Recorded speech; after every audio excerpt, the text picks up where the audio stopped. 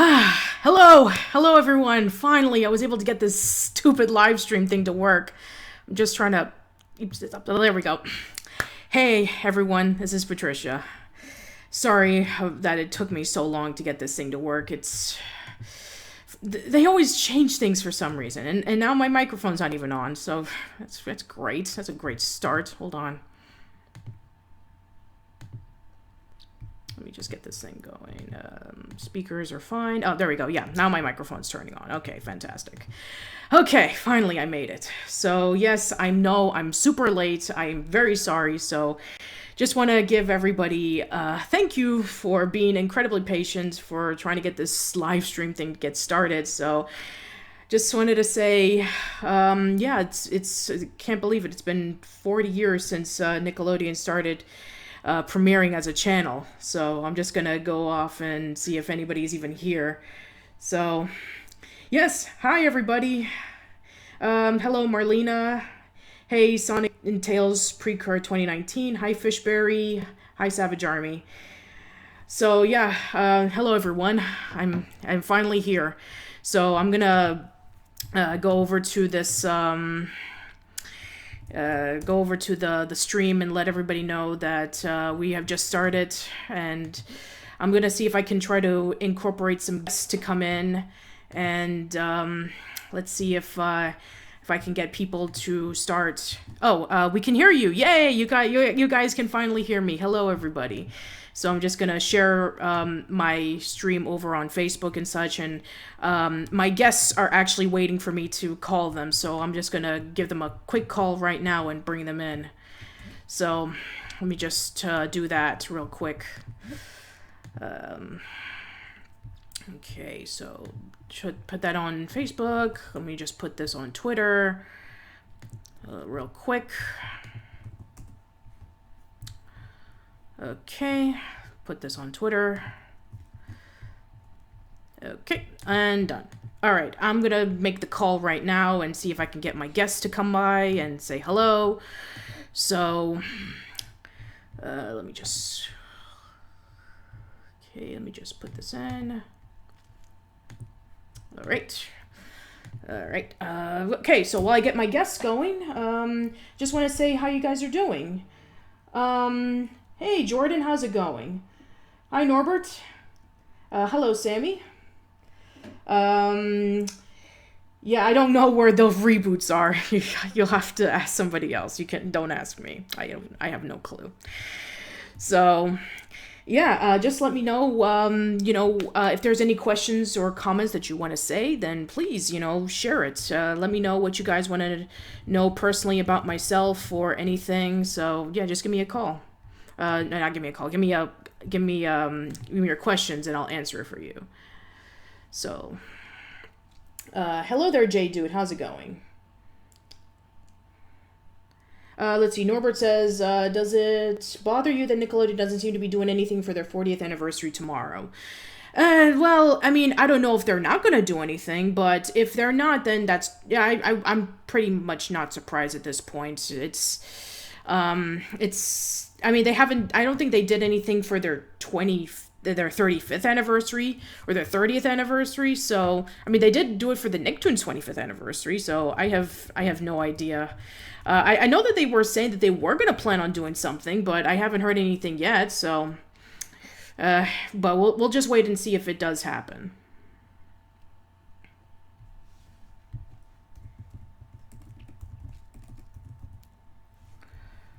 Let's see. Can these questions only be Nickelodeon related? You can ask me whatever question that you want. It's no problem.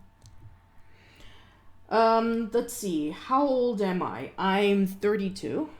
I was out Funko Pop hunting, found Banana Arnold, Strawberry Gerald, Helga, Normal Arnold, and Gerald, Spike, Angelica, Eliza, Nigel, and Donnie. Nice. I do know that they're the newest Funko figurines are the Avatar ones. So, yeah, that's pretty cool. So yeah, I'm really interested about what's to be expected for the other Funko figurines.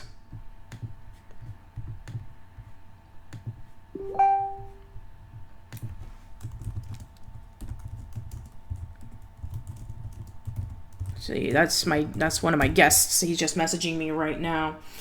The only thing they're doing tomorrow is premiering a new show called The Substitute. They'll probably make it on this day, posts on social media, but that'll be it. Okay. Then if that's the case, then, I mean, that is a little bit disappointing, but at least they're acknowledging it. At least they're not completely ignoring it, as far as I'm concerned, as far as I know. But yeah, I mean, if they're debuting one show, it's like, okay, that kind of sucks. But, you know, it's better than nothing, I suppose. Joshua Moore says, blame it on Jorge recently uploaded a video on top 10 mature kids animated shows and as told by Ginger was on the list. Pretty cool, huh? Oh yeah, that is pretty cool. I didn't expect anybody to even be remembering it, but yeah, I mean, I'm glad that more people are actually acknowledging it. Let's see. Oh, okay, gotcha. Let's see. What do I think of Brian Robbins and the rest of the Nickelodeon's new management team? They're still starting out. I mean, it's still fairly new, to be quite honest. I wish that they would release the Rocco movie and the Zim movie like right away, but I don't know if they're holding it for like a special occasion or something. So, yeah, your guess is as good as mine, in terms of like, when's the movie coming out? But, yeah, I think that, in terms of like, you know, how they're doing, it's still too early to tell. So, yeah, I'm not gonna, you know, hold my breath too much. In terms of like, you know, they're going to release a whole bunch of cool things like right away. It does take a lot of time, you know, a lot of time, a lot of meetings, a lot of manpower to like push things around and make some massive changes that is noticeable. So they're still starting out. And, you know, Brian Robbins says that he really wants to make a lot of changes for the network. So, you know, that's to be expected. So, you know, only time will tell to see if he's better than Seema Saragami. Trust me, I think anybody at this point would be better than Seema Saragami. Let's see.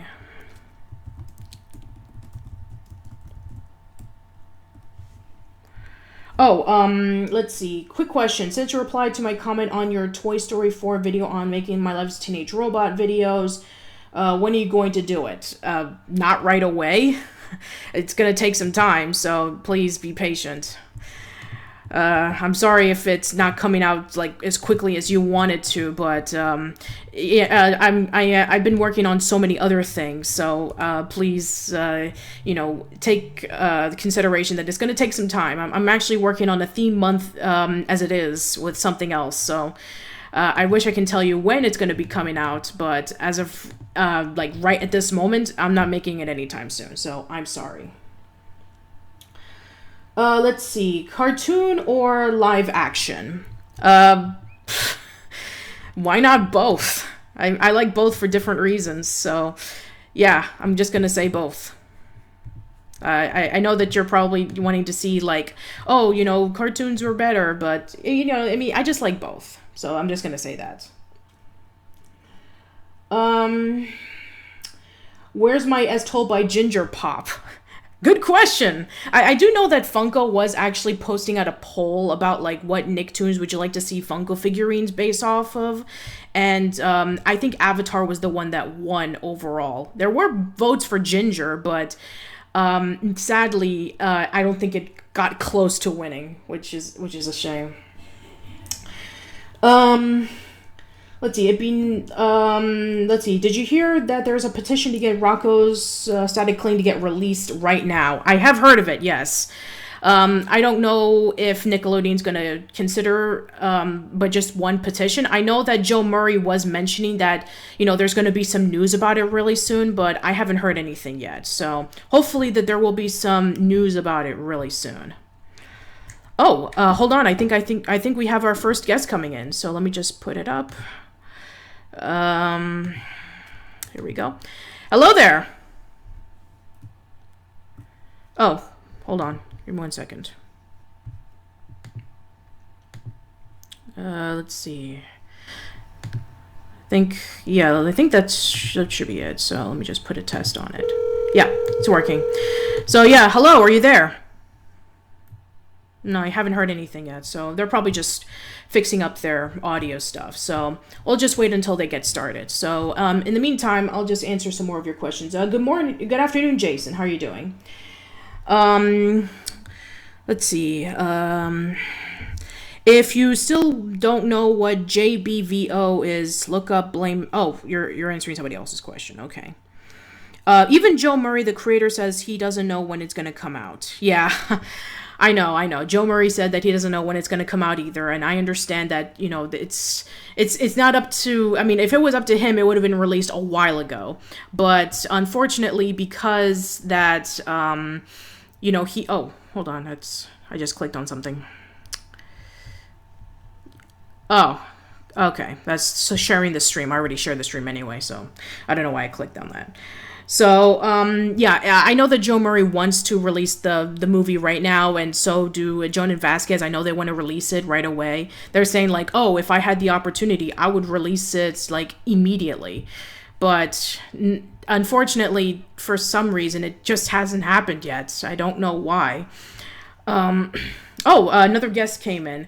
So I'm trying to see if I can be able to get this thing to work. I'm trying to get the audio to get fixed. So let me see if I can do that really quick. Hold on.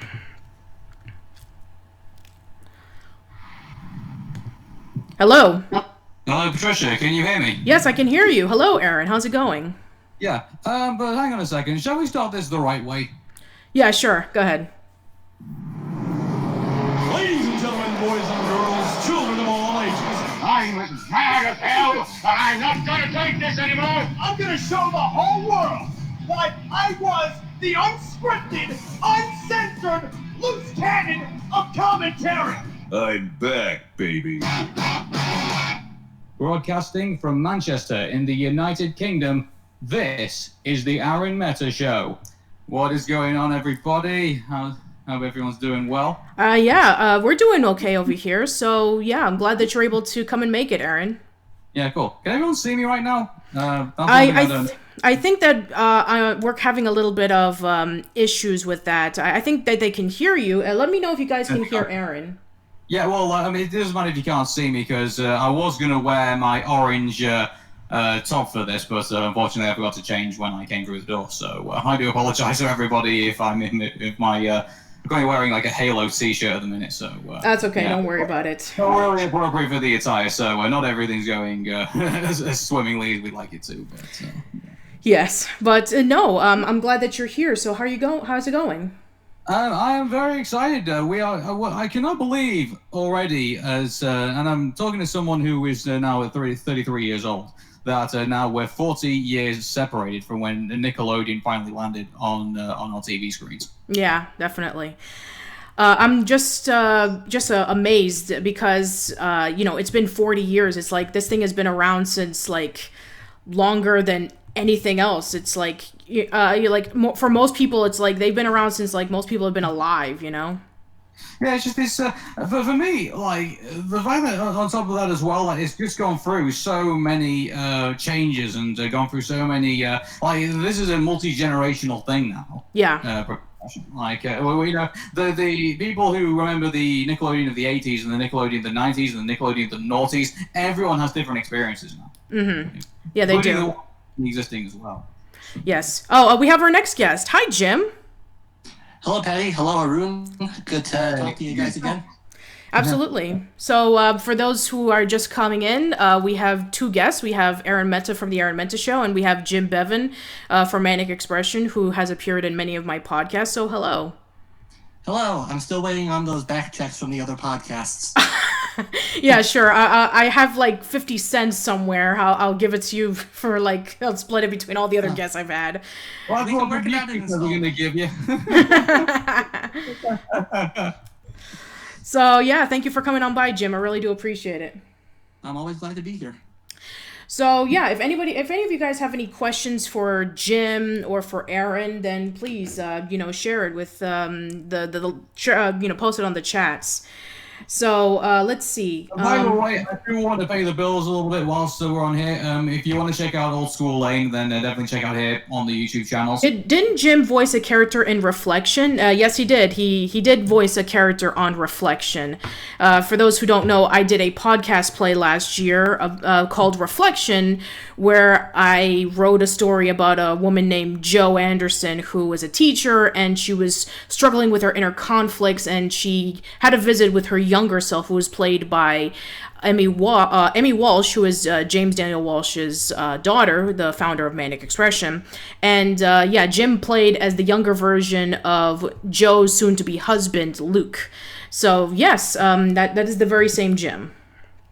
Yeah, it was actually, I believe that was the first time I ever did a serious role in a podcast play. I've done some comedic ones before, but this was the first one I ever had that had a more dramatic approach, and I thank you for giving me that opportunity. Oh yeah, sure. Since then you've had other ones, right? I'm probably the only one here who's never done a radio drama, I guess, in this stream right now. So, because everything I've always seemed to have done in radio seems to be really legit.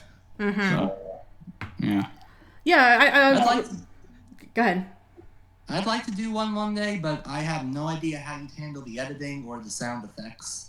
I tell you what, I'll actually share this with everybody. It is somewhat ridiculously easy if you know what you're doing. If you download Audacity and get used to that, or there's also like other professional things out there if you want to spend the money, like Adobe Audition or Viber. Like there's plenty of sound editing things, and it's easy to do if you just Google some tutorials online.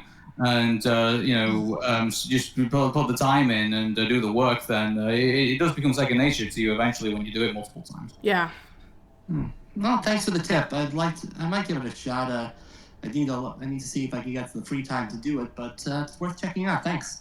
Absolutely. And if you need any help, I can, help you with like editing and such like that. Since editing Reflection took a long time to do. It was just a matter of like, syncing up the music and syncing up with the audio together. I can imagine. Yeah. One other thing I'd also like to say, Happy Mother's Day to all the UK mothers out there, by the way. Oh yes, Happy Mother's Day to the UK moms, absolutely. Happy Mother's Day. I didn't know you guys, I forgot you guys celebrated earlier than we do here in the States. Oh, we have our next guest with us, so hello, Heather. Oh, I'm not Heather, I'm Whitney. Oh, Whitney, I'm sorry. Whitney, right. I'm sorry, I'm reading the names wrong. So hello, Whitney. Thank you for coming into the show. Thank you for having me. For those who are wondering, this is Whitney Grace from Tune In Talk. She is currently working on a Nicktoons book, The History of Nicktoons. So thank you for coming on by. I really do appreciate it. Oh, thank you for having me. This is actually my first live stream ever, so I'm really stoked about all this. Yeah, so I actually found out from a while ago that you were working on this book. I think something along the lines like Rob Renzetti was like posting a tweet saying that you were interviewing him regarding about My Life as a Teenage Robot, and I was like, I know that there was a History of Nicktoons book called Not Just Cartoons, Nicktoons by Jerry Beck, but that was just like brief interviews from the creators and some of the writers, and there was like lots of pictures in it, but I'm actually curious about like your interpretations of like a History of Nicktoons book. So if you don't mind, without spoiling anything, please tell us more about it. Oh yeah, great. Yeah, the book you just mentioned by Jerry Beck. Jerry Beck's actually a really good friend of mine, and that version he did was actually my what I call a coffee table book, because it had lots of pretty pictures, it had great information, but it wouldn't go as in depth as I would like as a fan. Mm-hmm. Because I don't know what you and your listeners know about Nicktoons, but seeing as how you're a fan with the live stream and podcast, I'm sure you know more than the average person. But sure.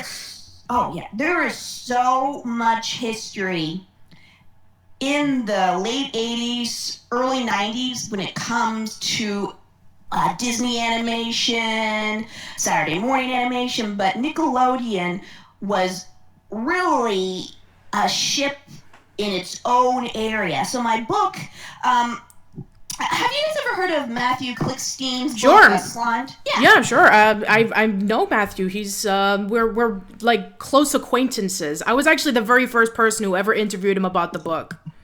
Oh yeah, Matt's a great guy, and I loved his book Slime. And I was actually thinking when he published it, I think I said to myself, man, he got to this before I did. And then I thought to myself, well, you're friends with him, you can augment his work because he's done a lot of the harder historical stuff for me.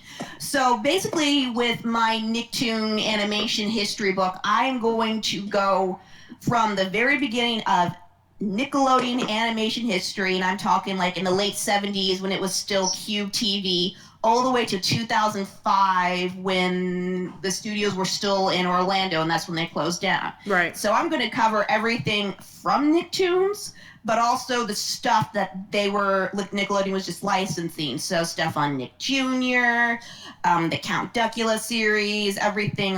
What was that? That special delivery. Yeah, special delivery series. Yeah. I'm going to cover all that as much as I can. And Sounds impressive. Just to let you guys know, I'm really glad you're talking about Count Duckula because, not to toot my own horn, but that was actually a UK production by Cosgrove Hall. So, yeah, and I Danger think, Mouse, right? Yeah, and Yeah. I think And Banana the Man. BFG animated, and the BFG Roald Dahl movie as well. Yeah. The one that Roald Dahl himself actually approved of. The only one out of like, let's see, he hated Willy Wonka and the Chocolate Factory. He hated the witches. And He hated James. What James? Oh wait, James. he was dead. He was dead by then. Yeah. He died in like All the recent Roald Dahl movies, Roald Dahl's never had a say in. Only his wife's had a say in. Yeah, exactly. She might have been more interested in the paycheck than the actual continuity and loyalty to the original works. Well, the fact that he keeps the Roald Dahl Museum open, and I can't remember exactly where it is. Like apparently all the funds that she gets, she actually keeps her husband's memory alive. So I think it all goes to a good cause at the end of the day. Sure. So. Fair enough. Gotta respect that. By the way, I just want to answer a question. Jason Larson asks, when am I returning from a hiatus? I've recently just announced that I'm coming back on the 21st of April. So, and I'm really hoping that Brexit is going to go away before then because one of the reasons I've been kind of holding off a little bit is because I just want Brexit to be done. And then we can just concentrate on the real issues that we really need to talk about. Yeah, Brexit has been a massive issue. Article 13 and all that stuff has been, it's been a major hassle. Yeah, That's an understatement. I know, right? Let's see. Patricia, I have a question for you. It has nothing to do with cartoons, though. That's perfectly fine. Oh, we seem to have lost Jim, but I'm sure he'll just get back. Oh, hold on. Yeah. But why are you waiting on that? Whitney, I mean, your book sounds really interesting, but I would be interested to know, are you actually going to be incorporating any of the United Kingdom aspects of Nickelodeon in your book? Because obviously there's massive differences between the Nickelodeon in the UK and the Nickelodeon in the US, because obviously with Blue's Clues, your guy was Steve and our guy was Kevin. So, Well, that's actually something I was not aware of. So, of course, I have to acknowledge that now because you brought it up. I never knew that, to be honest. I thought it was just like streamed and I thought it was just like filmed in the US and then just distributed. I guess they take the Sesame Street approach. They use the same puppet scenes for each country, and then they'll just film different live action scenes. Well, basically how Nickelodeon worked in our country was that we had a broadcast team, so there would be like these really trendy teenage presenters during the 90s, and they would be really excited and like have a studio audience full of like kids who would get really excited, like the Angry Beavers or various other shows that were on as well. And also there were some exclusive UK shows that we actually got. One was called the Renford Rejects, which was about a underdog soccer team that was playing against these really big juggernauts called the Renford Razors. So that was interesting show. And also, we later adapted that in the US into Renford and Stimpy. I'm sorry. Oh, that's going to be a big chapter. But I'm... Interestingly enough, Nickelodeon here in the United Kingdom actually made a massive go of giving Nickelodeon its own sense of feel and not just basically just being another American, network that was coming over here. Because I think some of the mistakes the one thing that Nickelodeon got right, in my opinion, was regionalizing its products.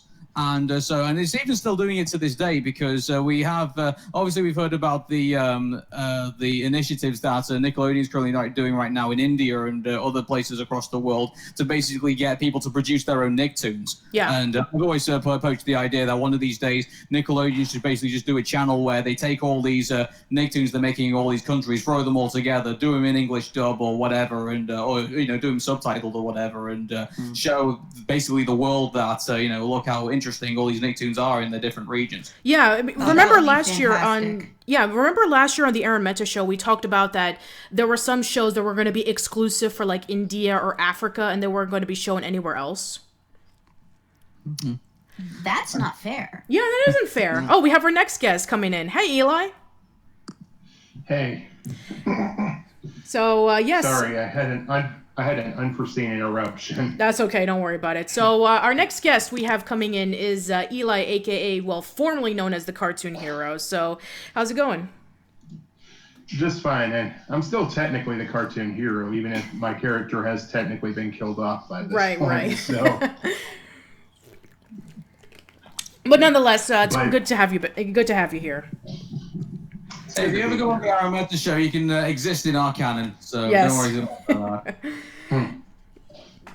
I have a question from Fishberry who says, what are your thoughts on All Grown Up? I know you mentioned it before, but I'm currently working on a script for an All Grown Up / As Told by Ginger comparison video. Oh, that's an excellent question. Okay, so my thoughts on it. Here's the thing. All Grown Up is one of those shows that have been split down the middle by many fans. Some people love it, some people hate it. Some people feel that, it's a great continuation of Rugrats, so much so that they actually prefer it more than Rugrats, while other people prefer Rugrats and don't like All Grown Up because it just loses the charm that Rugrats had in the first place. I'm kind of split down the middle. On one hand, I do kind of like the concept of them being older, but I feel that their storylines, I feel like it could have been done better, and some of the characterizations feel a little bit off to me. So I think that with everything that All Grown Up did, I think As Told by Ginger did it better. I mean, they were able to take a lot more risks. I feel that they were able to, balance their characters better, and any characters that I felt were introduced, like, exclusive for All Grown Up, such as, like, Savannah or Harold or anything like that, I just felt that they weren't necessary. Savannah and Harold, so memorable. Allow me to Wikipedia witness to remember who they are. Exactly right.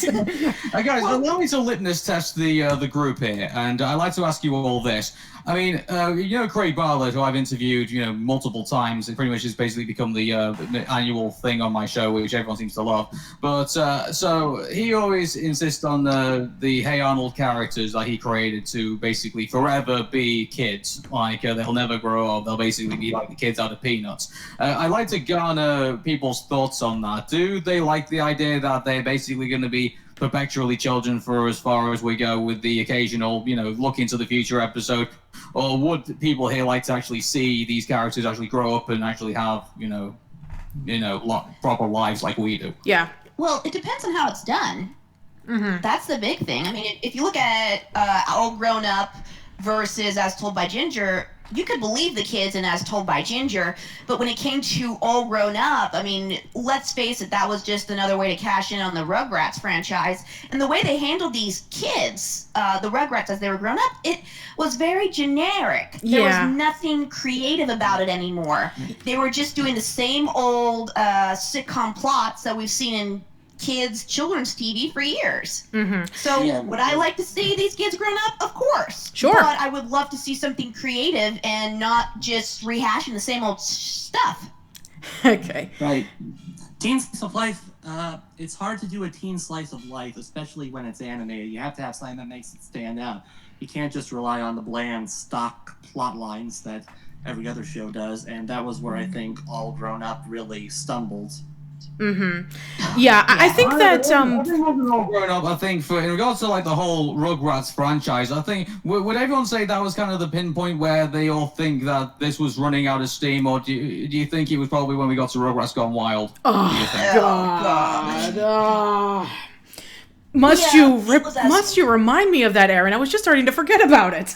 I'm just thinking the time, like, I mean, obviously Rugrats was, I mean, I was talk about the Rugrats pretty much whilst we're on the topic, but, the Rugrats was the major franchise for Nickelodeon, and it was one of the original Nicktoons, obviously before SpongeBob SquarePants came along, and then we've never heard anything else since. Right. But, I mean, the thing with the Rugrats is that, I mean, it was so there, and it was, it was on multiple times during the day. The schedule pretty much was like, you would be very lucky if you didn't get, for a day of 5 and 6 hours worth of Rugrats pretty much each day. Yeah. Pretty much on the Nickelodeon, and so it was pretty much, I would say it's kind of garnering towards Teen Titans Go kind of schedule, I think, for the Nickelodeon when it came to the Rugrats. Yeah, pretty much. And so I don't know if it was a point where, when we finally got towards, things like Rugrats Gone Wild, where we got to All Grown Up, even when we got to, even that other spin-off of, oh, God, Rugrats preschool days. My God. Yeah. If I could interject just a little bit. Yeah, sure, go ahead.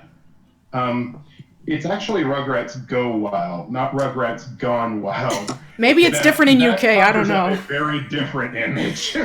I wish they would have gone wild. Maybe it would have been interesting. Yeah, you really had to remind me of Rule 34 there, didn't you? Oh. I mean, you kind of started it, so... Fair enough.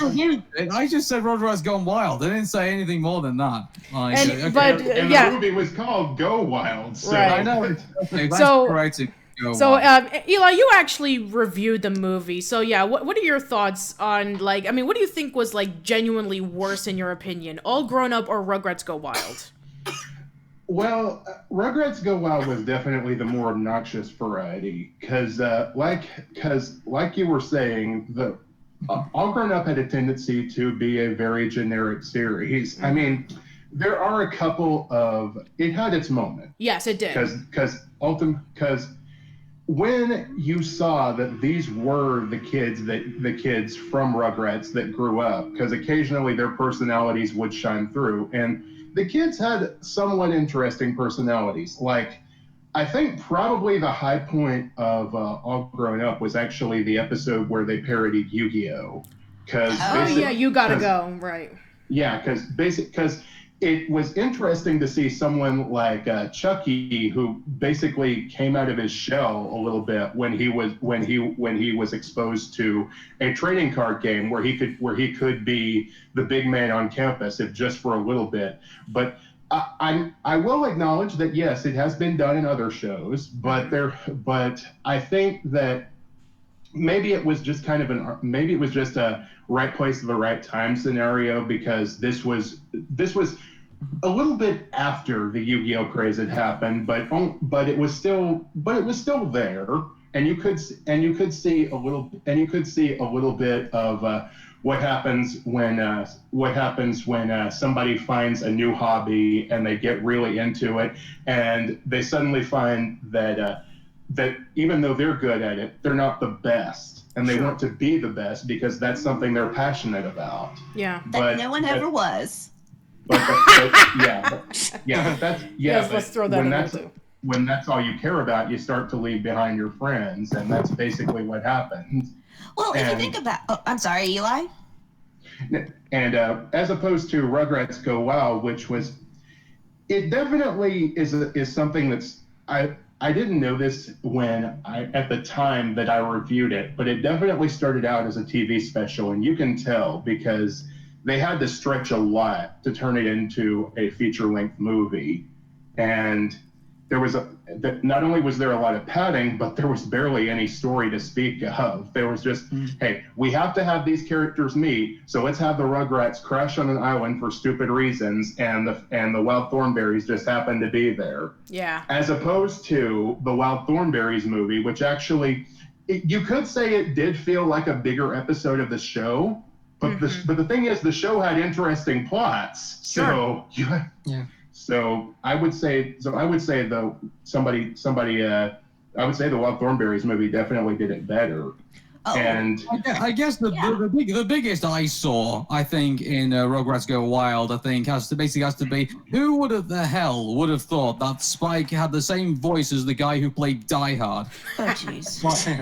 Oh, don't forget the wedgie dance. I mean, talk about capitalizing on little kid humor. Yeah, absolutely.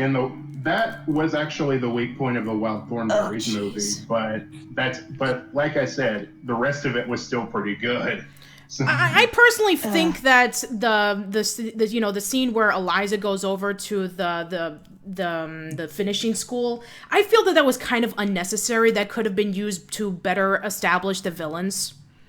well, it has been a while since I've seen the movie, and I will be looking at that for a future Patreon request. Oh, cool! That'd be awesome. Maybe my mind will change in the future. I don't know. I'm one of the few people who sees Everybody issues with it right now because I do want to see that review. Yeah, I'll be really interested. Everyone's going to be able to see it. It's just I leave my Patreon requests out for everyone to see. Okay.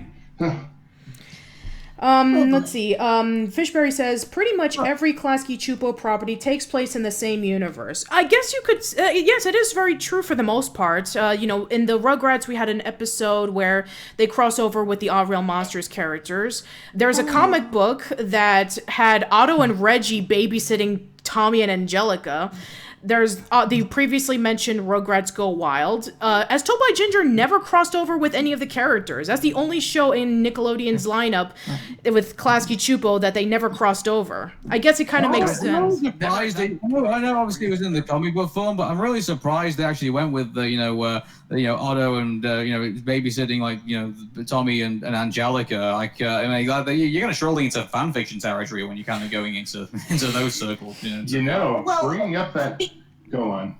Oh, I'm sorry. I was thinking, speaking of, crossovers and universes and stuff, if we think about it, this making a Nickelodeon collective Nicktoon universe is something that has happened, but yet it hasn't been fully explored. The Nicktoons Unite games have done it. Yeah, you're exactly right, but can we count that as canon, or was that just it's a fun little side experiment, honestly.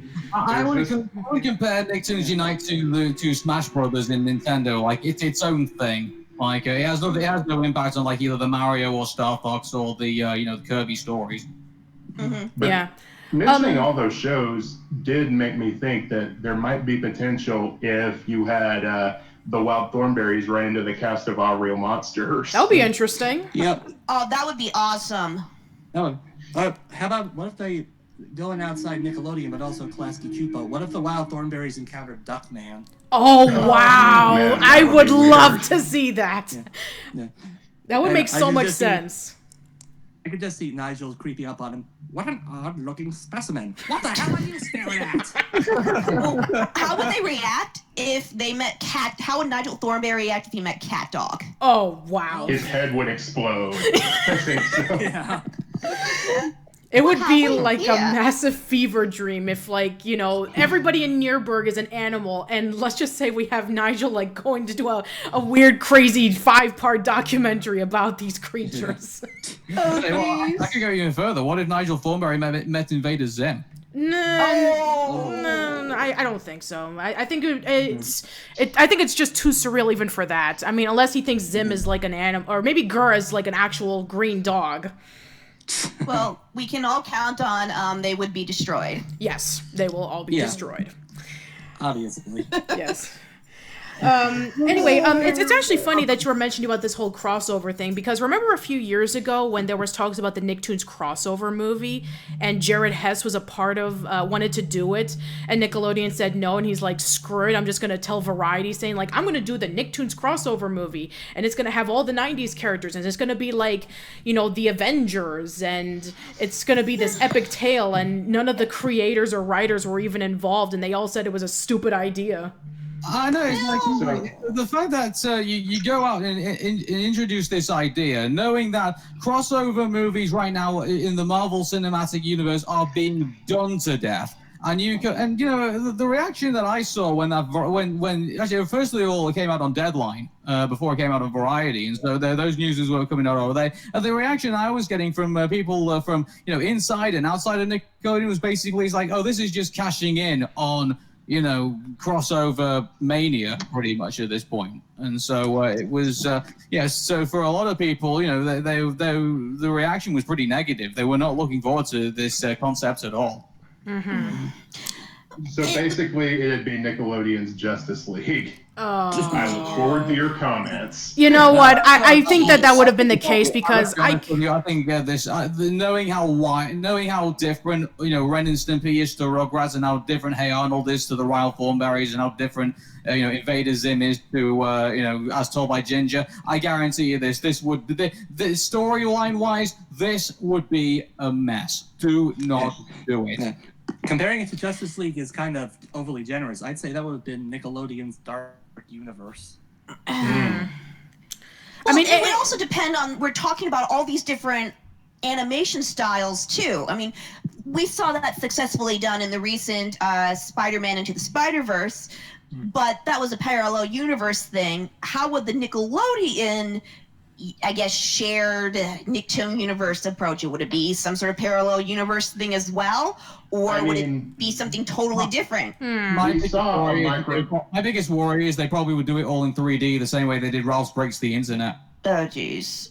We saw a microcosm of that with the Jimmy Timmy Power Hours things, which I actually liked most of those, except a lot of the, of course, a lot of the 2D characters did not look right in Jimmy Neutron's art style. No, you're absolutely right. Jimmy, I love not the Wild Thornberrys. I love the Fairly Odd Parents. I mean, they have jumped the shark a lot, but it's still an enjoyable show. But oh my gosh, Timmy in 3D does not work. No, actually, Jimmy Neutron in 2D for me did kind of work. I agree. I think that part was handled pretty well. Mm-hmm. Very well done. I think they should just do what Cartoon Network did for their crossovers and just like have the different animation styles interact. And just not raise an issue about it.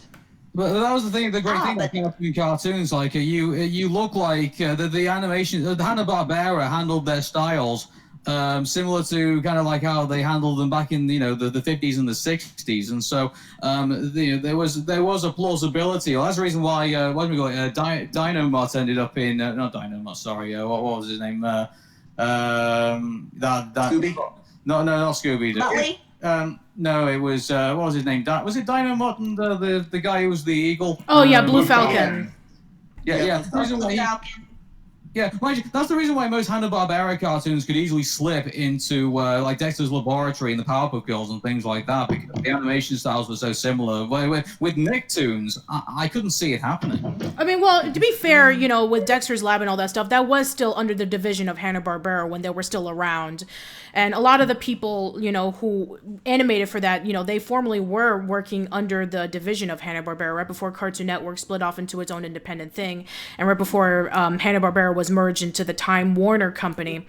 So exactly that. But what I'm saying is that Nicktoons as an entity was more federal than what Hanna-Barbera was. So even though they had different creators for like Dexter's Laboratory and various other ones, you had Jumbo Pictures making Doug, and you had another company making the Angry Beavers, and also you had Sneeush making Hey Arnold. So it's like it was far more Nicktoons in the way that it created things. To its credit, I have to say, I don't say this as a negative. I say this to its credit because it made Nicktoons unique. But Nicktoons as a universe is far more federalized than I would say Hanna-Barbera was. Yeah, I'm just like, I know that the upcoming Rugrats movie with the adults, being live action characters and the babies being CGI, it's oh man, I cannot imagine. I mean, I saw a pilot of one of the Klasky Chupo's first CGI pilots, and it looked really freaky. I'm sorry, I don't know how they're going to be able to pull off Rugrats with CGI.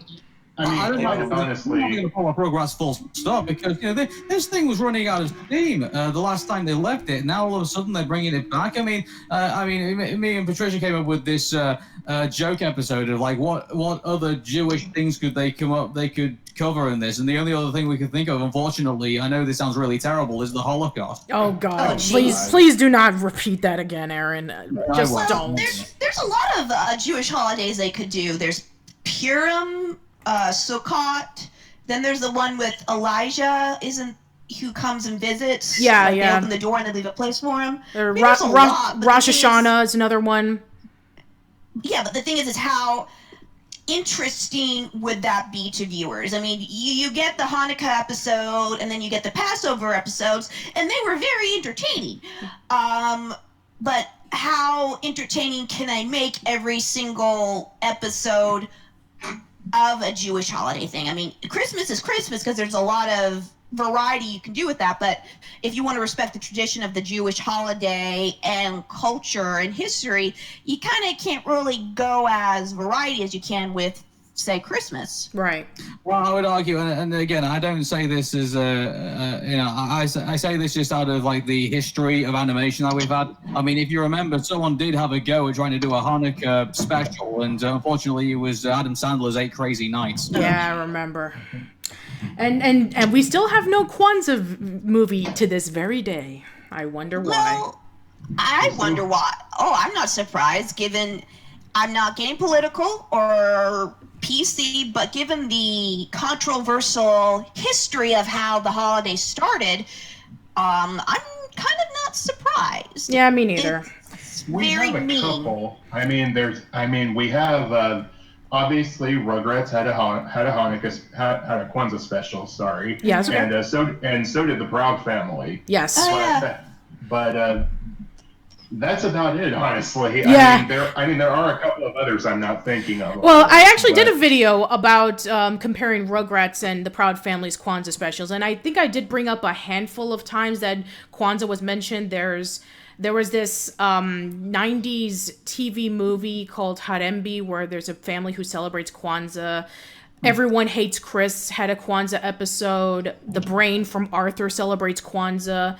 And that was all I could find. I mean, I'm sure there's plenty of others if anybody can, point it out. But, yeah, anyway, so I think... The thing about this as well, like, I mean, we've just talked about how huge the Rugrats universe actually is. I mean, people say that the Simpsons universe is huge because, at one point George Bush was Homer Simpson's neighbor in one episode. And, in one episode, Susie's mom, or was it her grandmother or something like that, met Martin Luther King? Great auntie, yes. Yeah, so it's I mean that's how big the Rugrats episode universe is. Like Martin Luther King is now a character in the Rugrats. Yeah, pretty much. Yeah, so if any of you guys Arnold's grandpa beat up Hitler, or actually it was Goebbels. So. Yeah. Yes.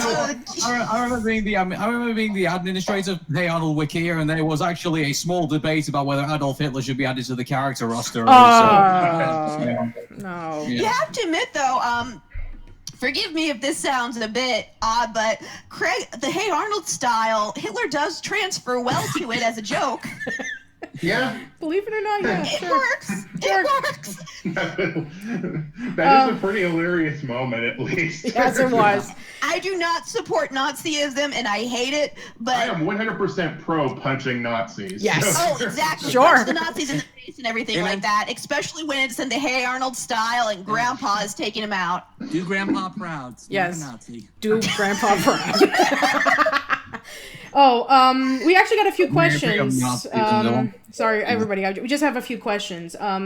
Let's see. Animation Bliss asks, I wonder if the Angry Beavers will ever get a revival. That'd be a really interesting thing to see. I've had Mitch Shower on my podcast last year, and he had an idea about what he would like to have as an Angry Beavers revival. Norbert and Daggett would be older. They would be adults. Daggett would be by himself. Norbert would marry Treeflower and have kids. And the special would have been called The Angry Beavers Respooted. Love it. Yeah, but here's the thing about I mean, now obviously the management's changed, dramatically over at Nickelodeon. So I guess there is an open door possibly for an Angry Beavers, return. But I mean, before, it was totally out of the question because does everyone remember the infamous last episode where they convinced everybody that the Angry Beavers was just a cartoon show and I'm really surprised. You've seen all the people doing animations for commentaries and stuff on YouTube. I'm really surprised no one's taken the original pilot for that episode and actually reanimated it themselves. Yeah, that's a exactly prime for a reanimation collab, because I mean they just have the dialogue and some vague ideas. You can go wild. If we can get Shrek reanimated, then I think we can get that. Yes, I have seen so many reanimation stuff. I've seen an episode of the Super Mario Brothers, the Super Mario World cartoon. I've seen the Shrek one. There's that. Boys. Yeah, the Dover Boys. The Ben Over Boys. There's those Dover Boys. There's the Dragon Ball Z one, which there's a million of them. Not surprised, but yeah, I'm surprised that they haven't done that. I mean, it's like prime for having animation done. Yeah, like I said, they only have I'll steal it. No one will ever know. Okay, but honestly, it might be a bit of an unpopular opinion here, but the thing is, when I took a look at the Jungle movie, which honestly is probably the best way that you could do a revival of a show that's been that didn't get a proper ending. I know it had problems, but I also love the last season of Samurai Jack, for the record. Mm-hmm. And there's also, but I got a couple of comments from people asking me, would I like to see another season of Hey Arnold after this? Season 6, movie? right? And I'm like, honestly, quit while you're ahead. I know it's tempting to want more of something that you love. I get that. Mm-hmm. But at the same time, I have seen what it's like when a show goes on for far too long and goes downhill, like Family Guy, The Fairly Odd Parents. I've seen shows that have really overstayed their welcome, and sometimes maybe it's better to stop on a high note. Well, in that defense, and I'll argue this because I've spoken to Craig about this, and we've spoken about this topic. Here's the thing: Craig Ballard is eager to do another season of Hey Arnold if he's given the chance to do it. And the reason is because he's currently got a box full of episodes that he's never got the chance to do. That includes an episode about Brainy. It also includes some episodes from the original chapter books. It also includes the evolving of Arnold and Helga's relationship, and going through the trials of that, and then moving on to potentially which could be the Patakis, and then there's he's got quite a few more ideas now. If Nickelodeon went up to him and Craig Ballard didn't have a clue how to continue the story, and they just basically threw a ton of money at him and say go nuts, obviously I would have some reservations about that. But the fact that Craig Ballard's hungry to do it, and the fact that he's got ideas to back that up, I'm pretty confident that if he did do a season 6, it would turn out pretty well.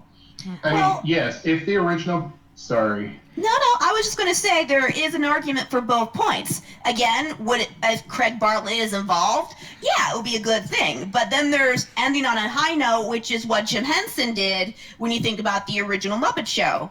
You got to weigh your losses, or you're going to be jumping the shark. It just has to be done well. But sometimes if you leave, like as we saw Hey Arnold, and come back, you can reinvigorate the creative spirit. Well, technically, Jim Henson didn't really end on a high note. He kind of died of an infection and didn't get a chance to kind of continue on to. The Muppet Show ended in 1979 when Jim Henson was still very much alive, and he was working on the Muppet movie and then the other Muppet movies. Then so he was working on other. In 1990, the last thing he did was Muppet Vision 3D. So the Muppet Show had well ended before his death. Right. Yeah, he'd done the Jim Henson Hour and Fraggle Rock before then, but those were just, I guess, those were more like side projects, not the main Muppet Show. Right. No. I know. I also know that he was working on Dinosaurs right before he passed away.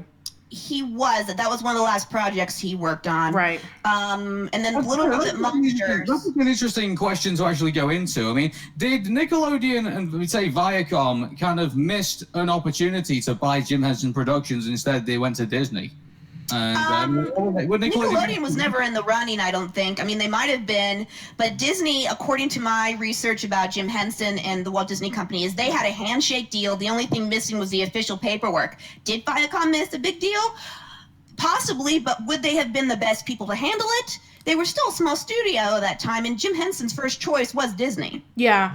And you know, there was a lot of opportunities that Nickelodeon did have in terms of, like, you know, certain properties that they never took advantage of. Like, they actually did own the rights to the Terrytoons cartoons, and Jerry Beck was planning on doing a cartoon called Curbside, which would have featured a lot of the Terrytoon characters, like Deputy Dog and Mighty Mouse, but he left the project afterwards, and he says that even he does not want anybody to watch the Curbside pilot. So now CBS owns the rights to the Terrytoons cartoons, and you know that's an opportunity there. You know, believe it or not, you know, Looney Tunes actually aired on Nickelodeon during the 80s, and I believe Jerry into the 90s too. Yeah, into the 90s too, right before, you know, Warner Brothers, you know, had the agreement with Cartoon Network. And, you know, then, you know, there was all the other pilots that were featured, like from, like, Oh Yeah Cartoons and What a Cartoon, Random Cartoons, there we go, What a Cartoons, Cartoon Network. But yeah, like, I'm sure the most infamous one is obviously that, yes, believe it or not, Adventure Time did feature on Random Cartoons in Nickelodeon, and then eventually was rejected two or three times. They chose Fanboy and Chum Chum over Adventure Time, and then Adventure Time became this massive hit, and Fanboy and Chum Chum is we don't talk about that. I'll say that was probably Nickelodeon's worst. That was probably Nickelodeon at its worst. Like the fact that it was like throwing away, you know, properties like Pepper Ann and and also the Modifiers as well. The Modifiers was a terrible mistake to throw away. Oh, and Constant Pain. Let's not forget about Constant Pain. Otherwise, people will be messaging me a billion times saying you forgot to mention Constant Pain. Was that on Oh Yeah Cartoons as well? No, it was a pilot that was just around during 2000, 2001, done by Micah Wright, who wrote The Angry Beavers. And yeah, so he pitched the idea, but then there was like a lot of issues. One of it was like, you know, 9/11 issues with the tower. Then there was like trying to unionize the workers, and Nickelodeon said no because they didn't want to give them too much money. It's a mess. And at the time, Micah was part of a union, and Nickelodeon didn't like that. So yeah. Yeah, it's a mess. It is a colossal mess. Learning so much from you guys. I like this. Yeah, I just noticed some people in the chat room saying that Nickelodeon also had Tiny Toon Adventures and also had the Looney Tunes as well. Actually, you know, if you think that's bizarre, you know, here's the thing about this.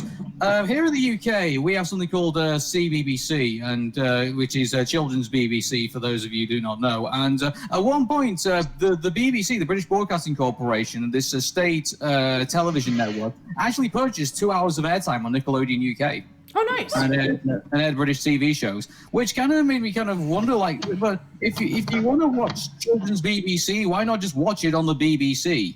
And instead, it was just kind of really weird that they decided to put like British television shows, which they're already airing for free, by the way. This wasn't cable television, BBC. It is free to air, you know, network, pending you pay the TV license. And but then they were putting their old shows that they were previously airing on BBC and putting them on Nickelodeon and giving us one of their other kind of like secondary kind of presenters to like present the show, which I just found the whole thing kind of bizarre, really. You know, when you know that happened, and yeah, that was a thing. Yeah. Interesting. Well, that's kind of funny considering that we're talking about Nickelodeon, and as I learned from watching the Knickknacks retrospective, Nickelodeon started out as a PBS channel, and then it sort of became its own thing once Viacom got involved. So, yeah, pretty much. They were focusing a lot on educational programs. They wanted to be like with what PBS was doing with, like, you know, Sesame Street and the Electric Company. They wanted to branch out on doing quality educational programs for kids. A lot of Electric Company people were involved in Nickelodeon's first years of programming. Exactly. From what I heard. Yeah, and then they had that new technology at that time. You remember when Cube TV? It was like one of the first. It was the first interactive TV thingamabob. Yeah. Majig. Yeah, thingamabob-majig, yes. Yeah, and people could literally submit information live via their television and cable box. And I was talking to a guy, surprisingly from my book, and he actually was involved with Cube TV back in the day. He went to their office and got to see everything that they were doing. But the massive amount of TV. Okay, my thought is basically for the amount of information that was being generated by the Cube TV customers and subscribers in Columbus, Ohio, for that to take off throughout the United States and the Western world, it was unfeasible at that time because the amount of data, the amount of cable, and then the amount of processing power of computers. It was not capable. Yeah, today is very capable. I mean, people do live streams on Facebook and like voting live all the time. But we were talking about like 1970s in which like you have this question saying like, what would you like to name this little baby? Would you like to name her Mary? Would you like to name her Anne? Or would you like to name her Stephanie? It's like, vote now, A, B, or C. I think some people who are currently watching Nickelodeon today don't realize how spoilt they are for interaction with the Nickelodeon products. Back in the 90s, we used to have the phone-in shows where people used to kind of call in and You Pick Nick. Yeah. I still remember that. Oh, yeah. so it would be say for example like hey the next voting is going to come up, so do you want to watch the Rugrats, do you want to watch Hey Arnold, or do you want to watch Sticking Around? And so they would give you those three options, and then they would give you three numbers to dial. And so And you can never get in. I know, right? yeah, like so. And here's the thing as well. Like I don't know what it was like in the United Kingdom. It's like in the United States, but in the UK, like they were premium numbers. So you had to basically go to your parents and ask for permission to actually go and call those numbers and demand the cartoon show you want to watch. And even then, when you paid even then when you've already like dialed the number and paid the money, you still couldn't get through to demand your TV show. I think in the U.S. remember the Big Help and Yes. let's say, was that Snicker Treat? They were 1-800 numbers, I'm pretty sure. Yeah. Yeah. But you could never get through. Yeah, never. And you know, I guess they eventually said like, you know, let's not do the number thing anymore. Let's just do everything online. And so that's when they decided to utilize online voting. It's like, you know, they do that for the Nickelodeon Kids' Choice Awards nowadays. You know, they did that for the top 100 Nicktoons episodes back in 2007 for like voting for the best Nicktoons. The episodes that they thought was like really popular at the time, which I'm planning on doing an entire 10-part video of. I'm not joking. Sweet. And then there's the one that I just never really liked. Voting on whether Manny was to be the villain or the hero in LT Grey. It's like, couldn't Manny choose it by himself? You have to let the audience choose. Let's just say in Avatar: The Last Airbender, like you know, Aang is about to like be confronted with Fire Lord.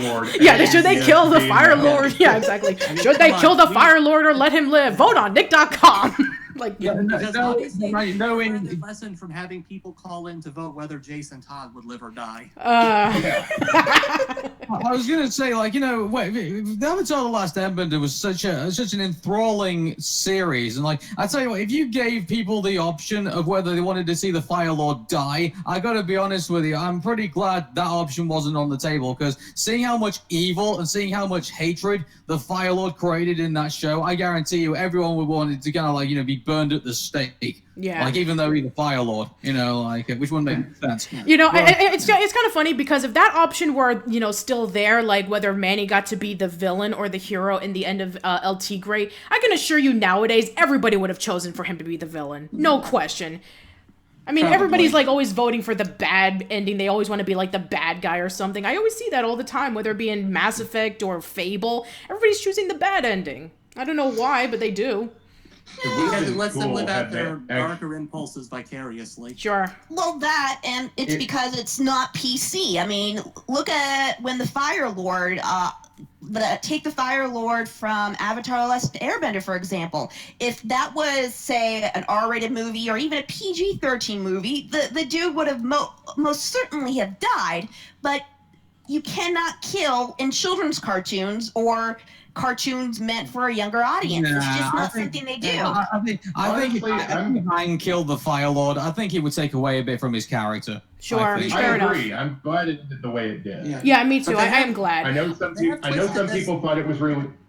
Go on. No. Go ahead, Eli. Go ahead, please. You go ahead. I know some people did say it was a cheap cop-out ending, but I disagree. I think it goes with Aang's character, and I like the way that Avatar ended. Yeah, and come on, has everybody forgotten the scene in which the Earth Queen was being choked to death by during book 3 of The Legend of Korra? Did people forget that? Yeah, No, there I was a don't lot of forget death that, in but Korra. I do not forget that, but that came later. Oh, that's true. That did came later, but it did happen. It did exist. Yeah, I just Yes, think for the last that decade since Avatar. I mean, the 2012 Ninja Turtles, they killed Splinter and Shredder. There you go. Combustion Woman got her head blown off. Yes. So yeah. Or if you want to even go back to like the 80s, remember the world of David the Gnome where, David and Lisa died? I mean, I know they turned into trees, but they acknowledged they were dying. Yeah, but they turned into trees. That's true, Yeah, but that was a natural death. That wasn't a violent death. that's true. I know what you're saying, but yeah. They will continue on by spreading their spirits through Mother Nature. Yeah. I will say this. I think that using those online votes is a dumb idea, but I do think that social media has worked out kind of in Nickelodeon's benefit, because you look now, you see cast members, voice actors, even writers interacting with the fans frequently, getting feedback. Yeah, but the big problem with that is that with social media, I mean, that's okay if you're over 13, 14 years old, but if your demographic on Nickelodeon is 6 to 11, I mean, it's a pretty limited scope of who you can basically interact with. I mean, because let's face it, all of us there, we're the veterans, I think. Nickelodeon. And I mean, in regards to keeping the nostalgia alive and things like that, but the big problem is that if Nickelodeon is going to do that, unfortunately they need to shift the goalposts and they need to kind of move towards that demographic and aim their main channel at us, if that makes sense. Instead of saying, okay, well, we're going to do all this stuff, but we're still going to keep Nickelodeon 6 to 11. It doesn't make much sense to me, but that's just me. Oh, Jacob Kennedy on the stream says, most of the original cast in the Transformers movie were brutally killed. Oh, yeah, I forgot about Touche. that. Yeah, because they were planning to sell a whole bunch of new toys, and they had to kill off the old cast to make room. That is true. I'm gonna make my thing a little bigger. Yeah, that is true. You're absolutely right. Those are robots too. So, oh yeah, that's true. They were robots, so they were not like humans or anything like that. That's a fair point. I think they could afford to kill off, robots. I think more than easier than they can kill off GI Joe characters. Very true. Yeah. It's gonna be okay. It's gonna be okay. If any of you guys have any questions, Fishberry says, I actually like the idea of releasing food products based off of Nick's shows, like Reptar cereal or Krabby Patties. That's actually a really good thing because, it's funny, when I was doing We're in Between, the As Told by Ginger podcast, Casey, Ashley, and I did, we were always talking about, recipes for, various Nicktoons. It's what would be a good recipe? I think somebody said, there's spaghetti tacos from iCarly and the Krabby Patty from SpongeBob. In Ginger, we came up with, there was the Sloppy Janes, the potato chip chicken casserole, and we made up for the episode Ginger Solo, where Ginger had to play the extra grande triangle. We just said, that sounds like something you get out of Taco Bell, the extra grande triangle quesadillas. Here's the thing, though. In regards to eatery places based on TV shows, I mean, they're okay for a temporary novelty. Remember when Friends was massively popular? Not to say it isn't popular still now, but I remember one time I walked around in Manchester, and the amount of coffee shops that were basically called, named after the coffee place in the Friends show. Yeah. They were all over the place. Nowadays, you barely see them. And the same with, I remember when the WWF, the wrestling, had WWF New York and had that, kind of amusement and restaurant place in New York City. Yeah, they were trying to cash in on the popularity of Planet Hollywood. Exactly, and the WCW did exactly the same thing with the Nitro Grill. So yeah. I think if Nickelodeon were going to do something like that, they would need some serious long-term planning of what they're going to do. Because they've already done it. That's true. They have done it before. They've already done it with Reptar bars. You can buy Reptar bars online, and they were an exclusive at the New York Comic-Con last year. I mean, at a lot of conventions, especially San Diego Comic-Con and the New York Comic-Con, the bigger ones, they have food trucks that sell Stuff from, like, there was Mabel Juice from Gravity Falls and Cookie Cat from Steven Universe. I want a Cookie Cat. I would love a Cookie Cat. Like, products like that, of course, of course, stuff you're going to put in the supermarket and stuff you're going to do that, yeah, absolutely. But if you're talking, like, about a fully fledged restaurant that's going to sell spaghetti tacos and Krabby Patties and, like, all Nickelodeon-themed food, I mean, keep this in mind. 2 out of 3 restaurants go under in their first year. So it's like, so Nickelodeon will be taking a massive risk if they were going to be going down that route. That's where they should do it at Universal Studios or whatever theme park they are now associated with. Exactly. That's what that's the first thing that I mentioned. It's like, why don't they just open up like a themed restaurant? It's like they do it in Disney all the time. They have themed restaurants based off of the movies. So Well, yeah, that'd be great to see like That would be a good idea, except now there's not really a Nickelodeon land per se. Yeah, that's true, Nickelodeon does have a presence in various theme parks, but they don't have a dedicated place to themselves. Yeah, that's true. Do you remember when they tried to open a sea park in Malaysia? Do you remember? Oh yeah, I remember that, and that closed down because of controversies. Oh, jeez. Well, they got rejected because they feared it was going to harm all the wildlife there. Yeah, right, exactly. I will say this though, even if they can't afford to start up their own restaurant or something like that, then there is one way that they could capitalize on it by making like an official recipe book or something like that. Yeah, they should. And I know a lot of people are going to bring this up. It's like, Patricia, there's already a Nicktoons recipe book, but that stuff is pretty generic. Like I've seen like, it's like, rocket power with spaghetti and meatballs and stuff like that. It's like, I want an actual themed cookbook. Like there's a great TMNT themed cookbook where they actually, utilize like various pizza recipes. And I think even some are like joke recipes. It's like, all the pizzas that Michelangelo ate in the original TMNT, which is disgusting, by the way. I know there are YouTube channels like Binging with Babish where they try to like recreate fictional dishes. And Feast of Fiction. Yes. This is the one I recommend. So, I remember when James Rolfe, the guy who plays the angry video game nerd, and Matt Mattei, I remember when they did all the pizzas that they did in the TMNT show. Yeah. Wow. I think that somebody, out there, I mean, they should definitely take the time to like, do something like that, like, utilizing all of the, the Nicktoons or even the live action shows. Like, I mean, I would love to experience what an orange Lazarus is from Pete and Pete. I know I'm going to probably be delusional and high, but I'm actually curious about what that experience will be like. I mean, some of the dishes in fiction are obviously not meant for human consumption. Because there's I remember that whatever that mega meat thing is called in regular show that would like kill you if you ate it. Oh yeah. But there are various examples of recipes that you could do if you knew your way around a kitchen and you were a fan of these various shows. There are obviously fan-made channels on YouTube for that. Yeah. But if any of those companies were ever to release an official recipe guide or something like that, they can make bank. Yeah. With that kind of idea. Yeah, the candy from Jimmy Neutron, that thing will sell like crazy. It'll be like crack. Yeah, and then everyone will turn into a zombie. Exactly. I definitely agree with everybody. I think putting out like purchasable products, I think definitely will be successful. So I think if Nickelodeon capitalizes on that, I could see it going far. Yeah. Well, we know that they would never release recipes from Real Monsters because they literally eat garbage. That's true. That is very true. They will not. Real Monster recipes are already out there. You just go to Domino's or McDonald's. Oh, burn. Boo.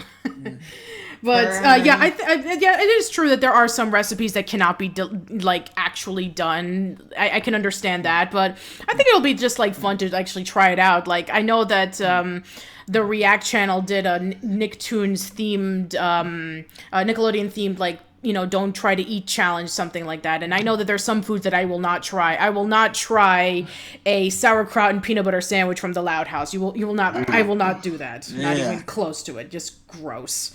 But let's see. Cameron Big says these recipes are making me hungry. So sorry. Norbert says I sound like Michael Rosen. Who's Michael Rosen? He's a British guy. He's a British actor who's recent. Well, he's also done videos, so he's gained a little bit of fame recently on YouTube for editing various clips of him. People actually took his videos and made YouTube poops out of him, and apparently at one point he actually got really angry about that. But then eventually, when he found out that people were appreciating him, he eventually went on YouTube and said thank you to all of them. He seems like a really chill guy. Interesting. I have to look him up. We tried to get him on the Arun Mehta show, but unfortunately he's also like a really busy guy because he also does lecturing as well for university. So as you probably imagine, he keeps himself well occupied. Sure, I can understand that. We actually have a question from Ostrich Vox, who says, would you say that 2009 to 2015 was the lowest point in Nick history? Oh, man. I get this question so many times. It's like, when was the lowest point, do you think? It's like, I hear so many people talk. Peggy Sue Clay, who's the blogger behind Classic Nickelodeon fan blog, she says that it went downhill in the 90s because she grew up with 70s and 80s Nickelodeon. People say that, it got downhill around the 2000s when Snick was dead, and, that was when all the shows were ending. Some people say it died at around the 2000s. Some people say it died around now. It's like, I hear so many arguments. I'm an animation historian. Ooh, fancy title. Not really. But when you compare something like Nickelodeon to a company like Walt Disney Animation Studios, again, it depends on the fan reaction, but at the same time, Nickelodeon, 40 years, that is comparable to Disney in a way. But when you look at it, I think it depends on the amount of money they were generating, where they were in the cultural zeitgeist for individuals, and not just the nostalgia factor for some things. I think it depends on those types of reactions as well. See, that was actually kind of going back to the Pop Arena's Knickknacks retrospective that's currently going on.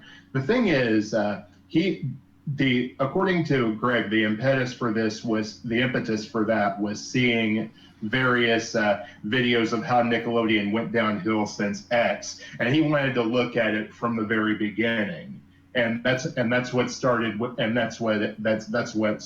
that video series. And the thing is, you have to.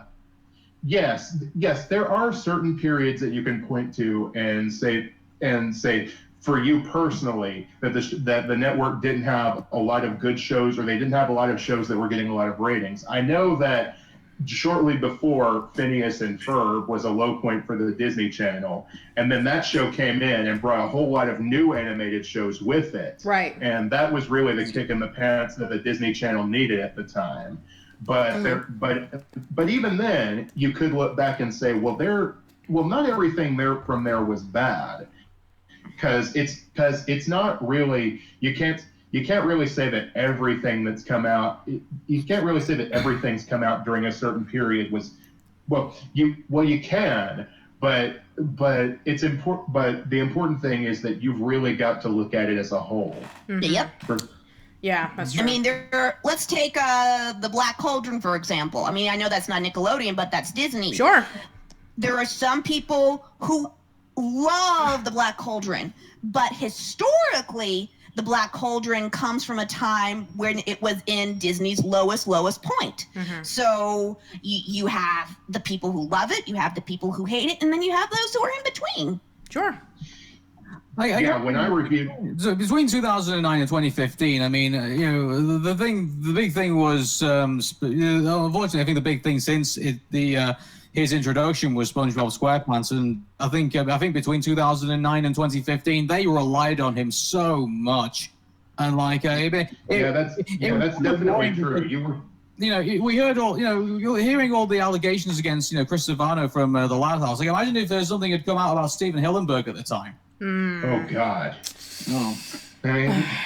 I mean, let's hope that nothing like that actually did happen. I don't think so. I'm not saying that it did happen. What I'm saying is that I'm not making any allegations at all out of this. I'm just saying, for example, if that had happened, what would Nickelodeon have done? Like, I mean, they couldn't keep. I mean, maybe they probably would have a go at trying to keep SpongeBob SquarePants on the air. But I mean, if there was some bad publicity that was going around at him at the time, and they couldn't afford to keep him on the air, what were Nickelodeon going to do? Well, I think to be fair, I think that they have. I mean, that has been done in the past. Remember, when John Kay was disagreeing with Nickelodeon's ideas of like pumping out episodes when he wanted to take his time, and then they fired him. And well, nowadays we already know about the allegations, but we're not going to talk about that for sure. Oh God, this no. is a happy place. Yeah, it's a happy place. So yeah, I mean, Bob Camp took over as showrunner, and even though a lot of people argue that it wasn't as good as when John Kay was there, it still was able to come around. And Chris Savino from Loud House, same thing. But this Loud House is still going on strong, and same thing with the guy who created Clarence. Same thing, and the show was able to still continue on years later. So it has tend to happen. I think that with I mean, even with, what you call it, Hillenburg, I mean, even after he left, I mean, Paul Tibbett took over as showrunner, so, he was still continuing onward. It's like, as long as, Nickelodeon was making money off of SpongeBob, they were still going to keep it going no matter how bad it got, so... Oh, we have another question from... I'll tell you what, actually, well, if we're on the subject of, between 2009 and 2012, I mean, I'll have a look at, like, the Nicktoons that I aired during that time and see if anyone... And, well, I'll tell you what, I think if everyone tells me whether they actually liked them or not. So shall I read them out and see how people feel about them? Yeah, go ahead. Okay, then, so the first one I will pick out of the list is The Legend of Korra. Oh, geez, lovely. Okay. Good, but basically the network's redheaded stepchild. It's okay. Yeah. Not my favorite. I do like it, but I do understand that it does have problems, and most of it is behind the scenes issues. But I'm not going to get into that because I already did an episode of Nick's Missile 4. So go ahead. Okay, the next one I'll pick out is The Mighty Bee. That show has issues, but wasn't one of my favorites. Most annoying. Yeah. Okay, the next one I'll pick out of the list is Attack and the Power of Juju. I like that one. I really liked it. I wish that they had gotten the original tap for it, but still.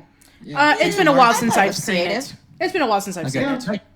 Next one I'll pick out is Robot and Monster. There's a show that was obsessed with bacon for some reason. They were so obsessed with bacon. Next one I'll pick out is Winx Club. Winx Club? Would that kind of count? I mean, I know it was acquired into Nickelodeon, but I've never seen it. It's enjoyable. It's one of those cartoons that it was dubbed by 4 kids, so yeah. So yeah, one of the shows that you love to hate or you hate to love. Little kids, especially little girls, I would have been all over it when I was younger. When they became adults and I started watching it, then I was like, oh my gosh, what have I done to myself? It feels a little bit like a less mature Sailor Moon to me, honestly. So, I think that's a good description. Yeah. I'll combine these next 3 all into one because obviously they refer to a particular company. And by the way, while I mentioned this, you might want to check out Dream Machine with Arun and Patricia because we're checking out all the DreamWorks films all in order. So great plug, by the way. So these 3 I'm going to mention are the Monsters vs. Aliens, the Penguins of Madagascar, and the Kung Fu Panda Legend of Awesomeness. All those TV series. Yes. Penguins of Madagascar was the only thing I remember from that is the meme of Skipper saluting and saying, Mrs. Obama, it's been an honor. I remember that, yes. The Penguins had their moments, but honestly, I don't think they were enough to make an entire show out of. And also the continuity is confusing. Like, if you were to watch the trilogy and then watch the TV series, it's like, where does this take place? Yeah. So, I guess it's like an alternative the Penguins universe. were always popping in and out of everything. That's true, yeah. But the Kung Fu Panda series, from what I heard, was actually pretty good. It is pretty good, actually. I didn't see enough of it to judge it as a whole. But still. It's actually pretty good. It actually was pretty good. Yeah, I liked it. And Robots versus Monsters. Monsters versus Aliens. Blech. I can talk. Lost Opportunity. They focus. Lost opportunity, in my opinion. Like, the focus should have been on Susan. Why do they have to focus on Bob? Why? Like, Susan was a great character. I liked Susan. Why did they... No, I think that was the weakest one. Hey, sorry to interrupt, but I'm afraid I'm going to have to head out. But I'm glad I was able to join you guys for a little bit. Oh, yeah, sure. Thanks All for coming, Jim. Do you have anything to plug or self-promote? I have the newest chapter of my fanfic series, Power Rangers Helios, is up on Manic Expression. And I'm going to work to have another chapter out, hopefully within the next 2 weeks. Okay, great. Fantastic. And, follow Jim on Twitter, by the way.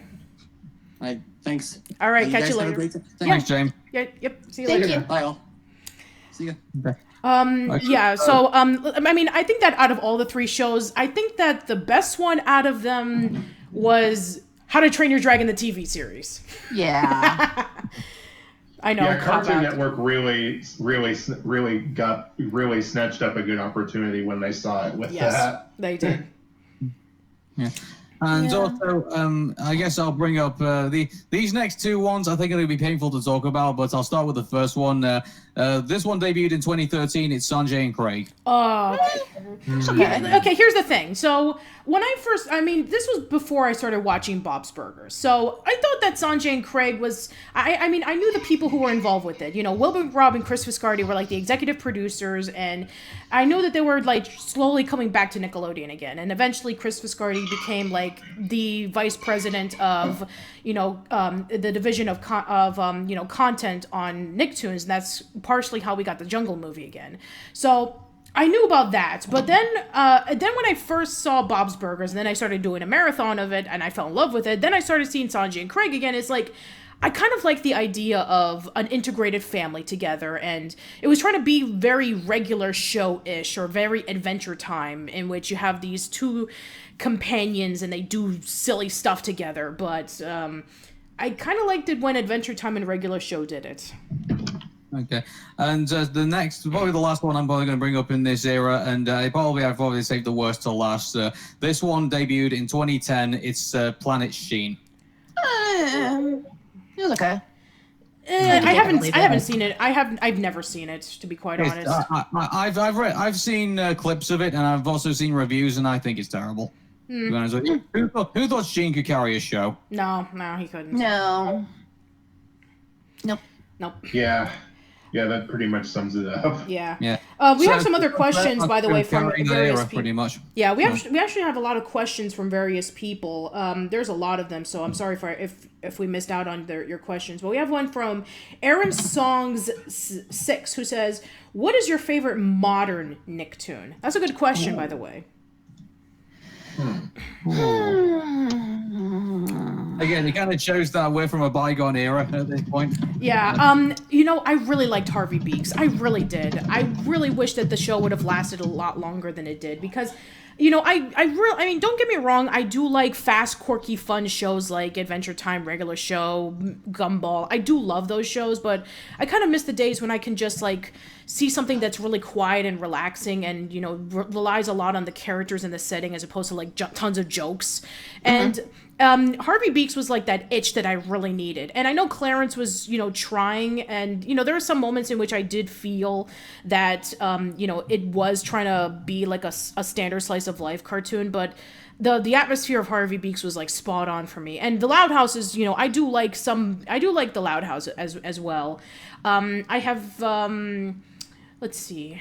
I have not seen the others. I know that I've been requested to check out the others, but I haven't gotten the time to. So those are the 2 that I would probably say. I like the Loud House. Go ahead. I was going to say Teenage Mutant Ninja Turtles. Oh, yes, that's right. TMNT 2012. I also love that one as well. Yeah. Well, I like the Loud House, and I'll be honest with you. It's something that I watched a couple of episodes, and I've always found it really entertaining every time I watched it. And I really hope that it basically. So I mean, it's probably going to be a long shot at this point, but I really hope it does surpass SpongeBob SquarePants and become the #1 show at Nickelodeon. We'll see. Yeah. Eli, what do you got? And well, honestly, I'm looking at the schedule right now, and pretty much the only show that's currently airing on Nickelodeon that I have seen is SpongeBob. And I haven't seen any of the Loud House. I've heard good things about it. I'm going to sit down and watch it one of these days, but I have a lot of stuff to do in the meantime. Sure, so. that's fair enough. Yeah.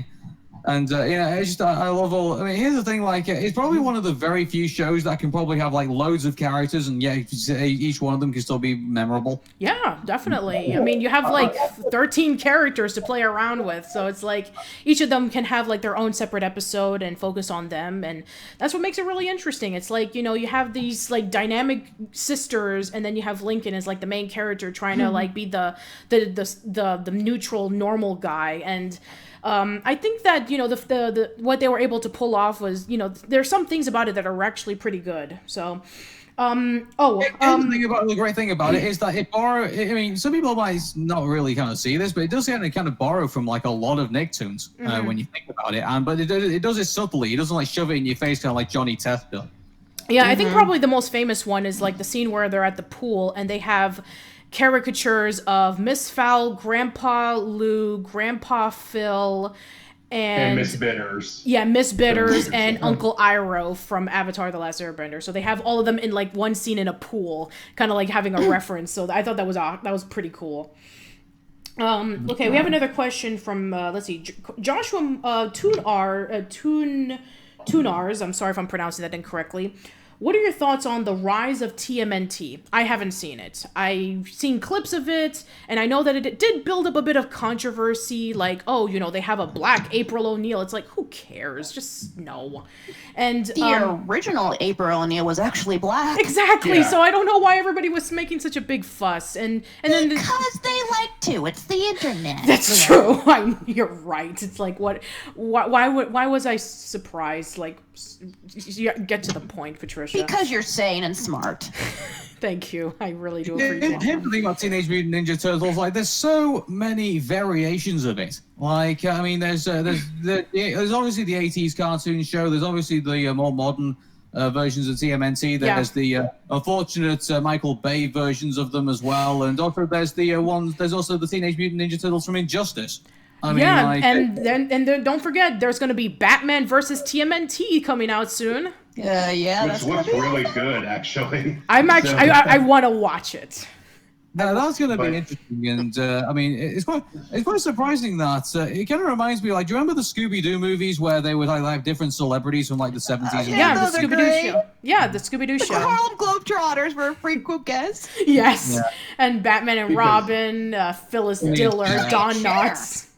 Cher, right. They basically had them crossed over with every show that Hanna-Barbera had the rights to. So we had the Scooby-Doo meets the Addams Family and the Three Stooges because they had cartoons at the time. Yeah, that's right. Yeah. So, and then there was. And now they're constantly meeting wrestlers from the WWE, so... yes! That was a weird one. Food Network stars, apparently. I did watch that. I actually did watch that movie, and I talked about it with Y-Boy and Nero from Toon Grin, so if you want to go check out my thoughts on it, you can. Scooby-Doo meeting up with Bobby Flay and, you know, Marcus Samuelsson. That's normal. From what I hear... Bobby Flay is surprisingly a good voice actor. He is, actually. I mean, he did a really good job. I don't like the guy, but props to him if he can make it work. Sure. I mean, I don't know about his personal life. I just know about his cooking. And I know he can be a bit cocky at times, especially when he does competition programs like Beating Bobby Flay or Throwdown with Bobby Flay. But I don't know about his personal life. And, Jada De Laurentiis was in the movie as well. I keep forgetting about that. But going back to the original point, I mean, would it be interesting to see Scooby-Doo meets the Teenage Mutant Ninja Turtles? Like, you know what? Why not? A talking turtle. That's weird. But I mean, seriously, a talking dog? What? Yeah, talking turtles make so much sense. I mean, you have Speed Buggy, who's a talking car. You have Jabberjaw, who's a talking shark. Who sounded like Curly. Yes, who sounded like Curly and had you have to keep in mind though, in that era of Scooby-Doo back in the 70s, like once they've realized they had a golden goose with Scooby-Doo, they pretty much killed it and they basically pulled out anything they potentially could do, like Jabberjaw and It didn't help that technically while Scooby-Doo is owned by Hanna-Barbera, it was created by Ruby and Spears while they were working for them. Exactly. And when they split off to form their own animation studio, they basically tried to take the idea that Hanna-Barbera took from them. And so we had twice as many Scooby-Doo clones going on at the same time. Yes, exactly. Like the Phantoms and what you call it? There was like Clue Club. Clue Club, yes, Clue Club. And there was now getting back to the rise of the TMNT. Yeah, sure, go ahead. It's I don't know. I know my boyfriend's a fan of it, but essentially it looks kind of like what the Teen Titans Go of TMNT, pretty much, which is very much going to be a love it or hate it situation. Fair enough. Honestly, I can understand why people who like the 2012 series got upset when this was the next incarnation, but I don't have that much investment in the TMNT as a franchise. I mean, yes, I love the 2003 series, but that's the only one I've seen. Okay. So that's fair enough. I do. It does worry me a little bit that some modern cartoons are looking at Teen Titans Go and saying, "Hey, we can do that," and like knowing that. No, you can't. Right. Like, Teen Titans Go. Like, I get that. Some people are now starting to kind of like it, and it is starting to get somewhat better, I guess, because now it's becoming self-aware. But for me, I just still feel like it's Teen Titans Go. I feel it still is a step back in animation. It still feels like a step back from when they had like a really cool show like Teen Titans, and then they didn't finish that show, and then when they finally came back with Teen Titans Go, of course it was going to upset a lot of people, and it still does to this day. Sure. Yeah, I've said my piece on Teen Titans Go. And Yeah, really let's not bring it anymore. up. Anyway, we do have another questions. Cameron Biggs asks, "What are your thoughts on the recent SpongeBob seasons?" Haven't seen it, so I can't say anything about it. Sorry. From what I hear, they're still doing a decent job with the post movie episodes. I mean, with Hillenburg gone, sadly, they've obviously lost something that they had before. True. And even though he was going to come back and help them out, which is the real irony of it all. And I've seen varying reactions to the new seasons. Like, there are some episodes that are really good and some that are really bad. Lemonade. But anyway, the older seasons have those moments too. I mean, like, I've been basically going through the seasons of SpongeBob that I didn't see thanks to Pie Guy Rules videos on him. Mm-hmm. And that's it's really very enlightening when you take a look at a franchise that's been running for a long time and look at every episode individually. When you see exactly when you get a bigger picture of something, you really start to see it differently than if you've only seen a certain part of it. Mm-hmm. Yeah, like, I guess you could say that. Yeah. For example, if you watch every episode of The Simpsons, which, I mean, you've had ample opportunity to do these days because. Oh yeah, trust me. There are like I know at least of 5 Simpsons podcasts that tackle every single episode. Which, good luck. Oh my, yeah, good luck. I mean, sorry. I kind of know what that's like as a One Piece fan because I've been following that for years, and its episodes number in over 1,000 by this point. So. And I've actually gotten a request to talk about One Piece, so that means I'm gonna have to watch it eventually. Oh my! Oh boy! I'm in for it. Apparently, according to something that I saw on Twitter, it would take you if you did it uninterrupted, it would take you 16 days to watch the entire series. 16, and that's uninterrupted. Here's the thing in regards to SpongeBob SquarePants for me. Like, don't get me wrong. People, like, when they listen to my show, they think I have a very negative opinion on SpongeBob SquarePants. Here's the thing about this.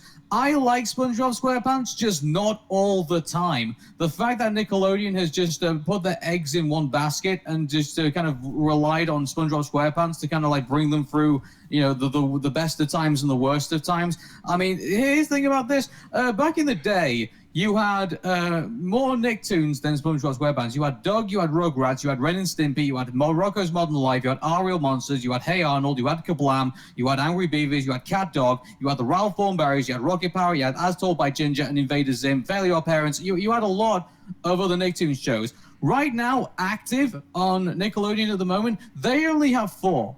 And they have SpongeBob, they have Loud House. But Aaron, that's what the Nicktoons network is for.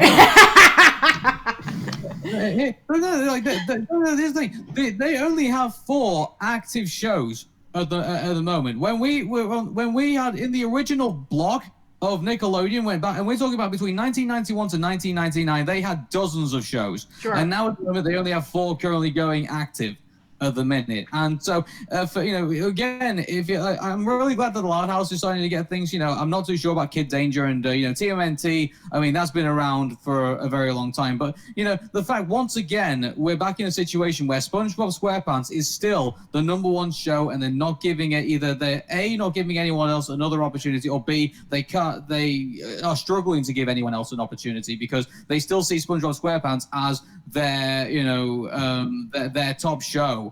Like it is basically their go-to show when things start getting tough and when things are getting good. And they need to stop that, and they need to give other people a chance. Yeah, when I was taking a look at Nickelodeon's schedule just now, it was basically SpongeBob, Loud House, Paw Patrol, and then maybe a couple of episodes of Game Shakers and Henry Danger thrown in. And on Friday we had a whole bunch of Rise of the TMNT, but still. Right. Well, we had to think about it in this way too, that maybe Nickelodeon is going through some sort of experimental phase or some sort of doldrums where they're working on something in their hidden back room, and then I don't know, give it a year, or they'll release it. They'll give us a snippet at this year's San Diego Comic-Con, and then we're all wild and crazy for it. That could be true, yeah. That has tended to happen before. They've rebooted the Rugrats, I think, is I don't know. That's not the omen I probably want. I mean, what Nickelodeon really needs is a fresh new show. And I don't want to dispel any Loud House fans out there. I think the Loud House should definitely keep going strong. But I just feel like they need 5 or 6 shows at least. Like to keep eyeballs on the screen and give people variety. I think that what they're doing now is because there's the Nickelodeon animation shorts that they've been posting up on Facebook and on YouTube, and I think that very similar to when Cartoon Network was posting up a lot of their pilots on Facebook and on YouTube and such. It's like, which one is getting the most traction? Like, which one are the shows that people are going to be tuning into the most? I think they're going into that direction because Can I just say that I'm really glad they gave Infinity Train another chance. Yes. I really want to see it. Me too. And Victor and Valentino as well. So, yes, Infinity Train, I'm so excited for that show. So, they've been relying a lot on posting shorts on YouTube and on Facebook. They just posted one yesterday called Hole. So, I think that if, kids or whoever's... the little-known prequel to Holes. Yes, the prequel to Holes, yes. But yes, so I think that if the pilots or the shorts are getting a lot of traction, then maybe Nickelodeon will see it's like, maybe people will like that, and then we'll make that into a show. So I think that the shorts... That is a great idea. Yes. I mean, it's a lot harder to judge TV ratings nowadays because a lot of people have DVR, so they're not exactly watching it when the show itself is on. I mean, usually there were ways to judge if someone was watching a show when it was on through the cable signal or something like that. Mm-hmm. But now it's much harder to judge that. Nowadays, it's the best way for it best way for them to judge it is through fan reactions that they're seeing. Yeah. And if Nickelodeon still to this day are still got this 90s mentality of like, the TV ratings is what we got to worry about, then they're idiots. Mm-hmm. Yeah. I mean, even Cartoon Network is like, saying like, we need to post this stuff on our app. So, that now they know that, people are watching stuff on their phones or on their laptops or on demand. Speaking of apps, by the way, I don't know when this is coming up. I'll post it as soon as I'll post it as soon as this is done. So it'll be like in the next hour or so. Well, I was just going to say that right now, all of Samurai Jack is free to watch on the Adult Swim app. So Yes! if you haven't seen it, or even if you have, there is no better opportunity for you to see it than now. Yes, If you absolutely. wanna support it. How awesome was Samurai Jack that the fact that Adult Swim are desperate for its programming? Yeah, in fact, Yeah. Aaron and I, we were watching an episode of Samurai Jack when we were in Disney World. Really? Yeah, really? like yeah, the episode of there was the episode where Jack was trying to sneak in to try to retrieve the a power to try to defeat Aku, and then there was like the secret agent who was like trying to like capture the same thing so he can sell it for money. You mean Jigen? Yeah, Jigen, right? Yeah, we were the episode aired on Adult Swim, and Aaron and I were just watching it on TV. Ah, I see. You know, Well, one It's series. mainly because Samurai Jack, back in the day was pretty much in the same schedule as like Dexter's Laboratory and the Powerpuff Girls, and here it is, basically being wedged between, shows like Moral Oral and Robot Chicken. Like it's the fact that it transcends, from its demographic back in the day to the demographic now. That's pretty impressive for a show to do. Yeah. Well, another show that Gennady Tarkovsky did, I think I got his name right. Gennady did was Megalus XR. I mean, that was when no, was I think playing on Adult not Swim. Megas No. XLR. It was no that That was was I can't remember. Chris Prynoski, I think. yeah, Well, that's Chris Okay. Prynoski. Yeah. Gendy Tartatovsky, he didn't do Megas XLR. Let me just look up the I name. mean, I can see where you get confused because obviously both of them have watched a lot of anime, but Yes, still. I guess you could And, say that. But the thing, going back to something that Aaron said before, Yeah, go ahead. something that he mentioned that Nickelodeon's shows are a lot more federal than the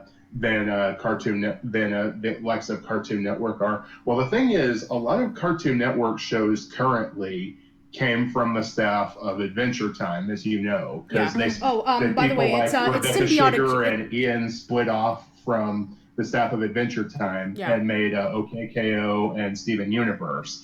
What I'm surprised is that maybe Nickelodeon should take their advice and take creators who were on their previous shows and let them have their own series if they have the ideas. That's true. I mean- I'm surprised they haven't done that yet. Like somebody who formerly worked on the Loud House, have them create their own shows, or vice versa. That'd be a great idea. Oh, and by the way, it's I think the reason why they've never actually gone to that because I think they're still haunted by what happened with Oh Yeah Cartoons and the fact that the only cartoon that came out of that was successful was The Very Odd Parents. Meanwhile, you had the What a Cartoon Show, and their most successful shows were Dexter's Laboratory, Johnny Bravo with the Powerpuff Girls, and various other ones. And the fact that the primordial ooze of the cartoon generation came out of the What a Cartoon Show. And the fact that Oh Yeah Cartoons failed to do that for Nickelodeon, and I think they're still haunted by that. I think. yeah. The only thing that they got out of random cartoons was Fanboy and Chum Chum. So, is by the way, the show is actually Symbiotic Titan that Gendy That's created. it. Yeah. Thank you. So yes, thank you very much, chat, for letting us. Which also needs a proper conclusion. Yes. now that Yes, we're thank you. Yes, it Talking does. about it. Mm-hmm. And but that's kind of funny because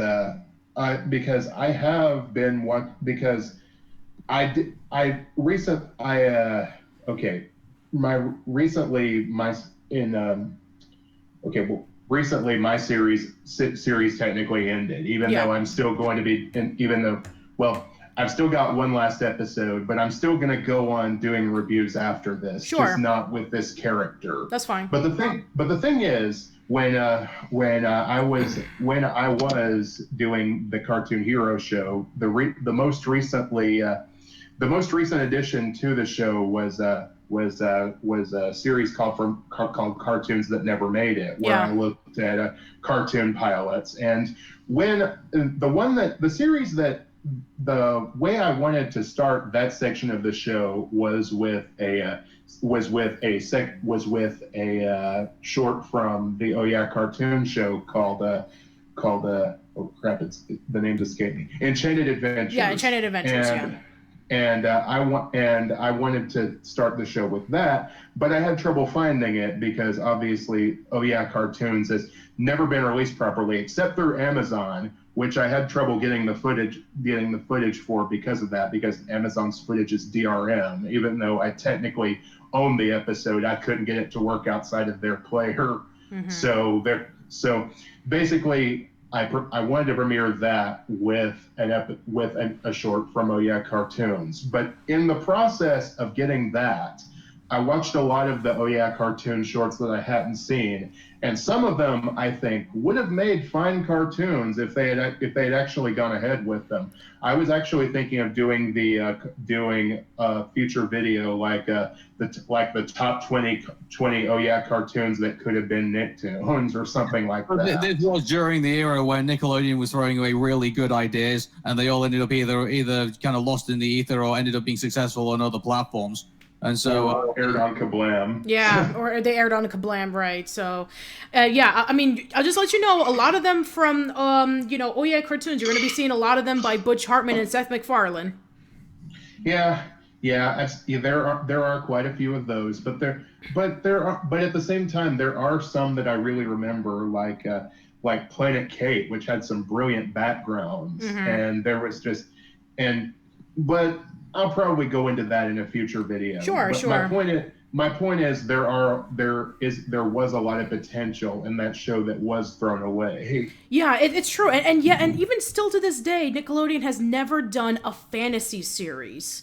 They've done space, they've done modern times, and they've done all that stuff, but they haven't done one that takes place in like the medieval period. I'm surprised that hasn't happened yet. Well, I wanted to pick up on one comment that I just saw in the chat room, and that is that Jason Larson's basically saying, Aaron, they've got Double Dare, and I'm like, yeah, Nickelodeon have got a good lot of live action shows, but not to the degree that they have of Nicktoons. Okay, that's what I'm saying. I see what you're talking about. Anyway, go ahead. Wouldn't you count Avatar: The Last Airbender as a fantasy? I mean, not like we're would. talking about like medieval fantasy, like with knights and witches and warlocks and stuff like that. Not like, I mean, Avatar and that's a different fantasy. But the thing is, it's very hard to make a show that's aimed at younger kids from that kind of era. I mean, you'd have to really sanitize it, and in medieval fantasy, that's a little bit hard to do. You can do it, but it's kind of hard. Yeah. I mean, you have Cartoon Network has something that Nickelodeon could probably air Mighty Magiswords. That definitely does feel like something Nickelodeon could have aired. Yeah, that is true. But at the same time, it is a medieval fantasy series, but only in the loosest sense of the term. Yeah. So yeah. Okay, that's fair enough. I just get this haunted feeling that I mean, if Nickelodeon would announce like a medieval fantasy and it ends up being like Game of Thrones, the animated series. Oh no! Everybody's gonna die in every episode. Don't get invested, everybody, because somebody's gonna die. The first network for kids to die. Yes. I wanted to point this out. Someone asked, last time I heard Miraculous Ladybug and Cat Noir was still on Nickelodeon. It is? I thought it was on Netflix now. But maybe it is somewhere. Maybe it is in another country. I don't know. But around here in America, it's still on Netflix. That's yet another show I have to get to later on because somebody did request it a while back. Problem is, I don't want to get to it yet because it's not finished. That's fair. I don't like to review shows that aren't. I'll safely say this: the fan artists that I follow on Tumblr, they love the Cat Noir Miraculous Ladybug ship. It's like this ship That's is most of the art I've seen of that show. Honestly. Yeah, and I see tons of cosplays of the characters dressing up as Miraculous Ladybug, so it's a very popular show. And from the episodes that I have seen of it, I do like it. So yeah, I mean, don't get me wrong, Miraculous Ladybug is popular in regards to cosplays, but I mean, it's nothing compared to the army of stormtroopers and Harley Quinns that I see. Well, to be fair, I mean, it's par for the course. I mean, with Miraculous Ladybug, it's more of a recent show. I mean, with recent fan art and cosplays I've seen of like the new She-Ra Netflix series and Carmen Sandiego Netflix series, it's pretty commendable. I do have to say, I love it when new cartoons inspire people and gets them to create art or to dress up as them because they were so inspired by that. I do like that. I don't remember. Was Carmen Sandiego ever on Nickelodeon? No, never. No, it was you had the PBS with the TV with the game shows, and I don't remember when where the cartoon was aired, but that was it. They never aired it on Nickelodeon. No. Although it's funny because Greg Lee, who was the host of Where in the World, he was Mayor White in Doug. So there's your connection with Nickelodeon there. And it was, speaking of which, it's kind of funny because speaking of Greg, he recently, Lori Beth Denberg from All That recently tweeted that her and Greg Lee are going to be doing like a short film together, which is actually going to be kind of interesting. I'm really curious about how that's going to turn out. So. Yeah, if you've Norbert's been asking me this question like crazy.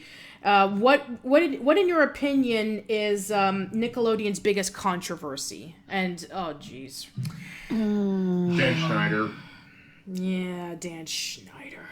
I hated Dan Schneider before the accusations, and now I hate him even more. But, what are the accusations? Oh, the accusations that he was like that he was creepy towards his. That he was. Go ahead. He was basically being creepy toward a lot of his underage female stars, and there are rumors that, let's just say, the whole Jamie Spears incident wasn't a coincidence. Yeah. But those are just rumors. Yeah, those are just rumors, but yeah, I never liked Dan Schneider. And then there is a lot of focus on feet in his shows, which a lot of people have pointed out. So yes, there is. Make of that what you will. Sure. For anybody who has a foot fetish, yeah. Go ahead. I'm going to say John Kay and Ren and Stimpy is the most legendary, and then the most recent, other than Dan Schneider, the Chris Savino. Ah, yeah, that's true.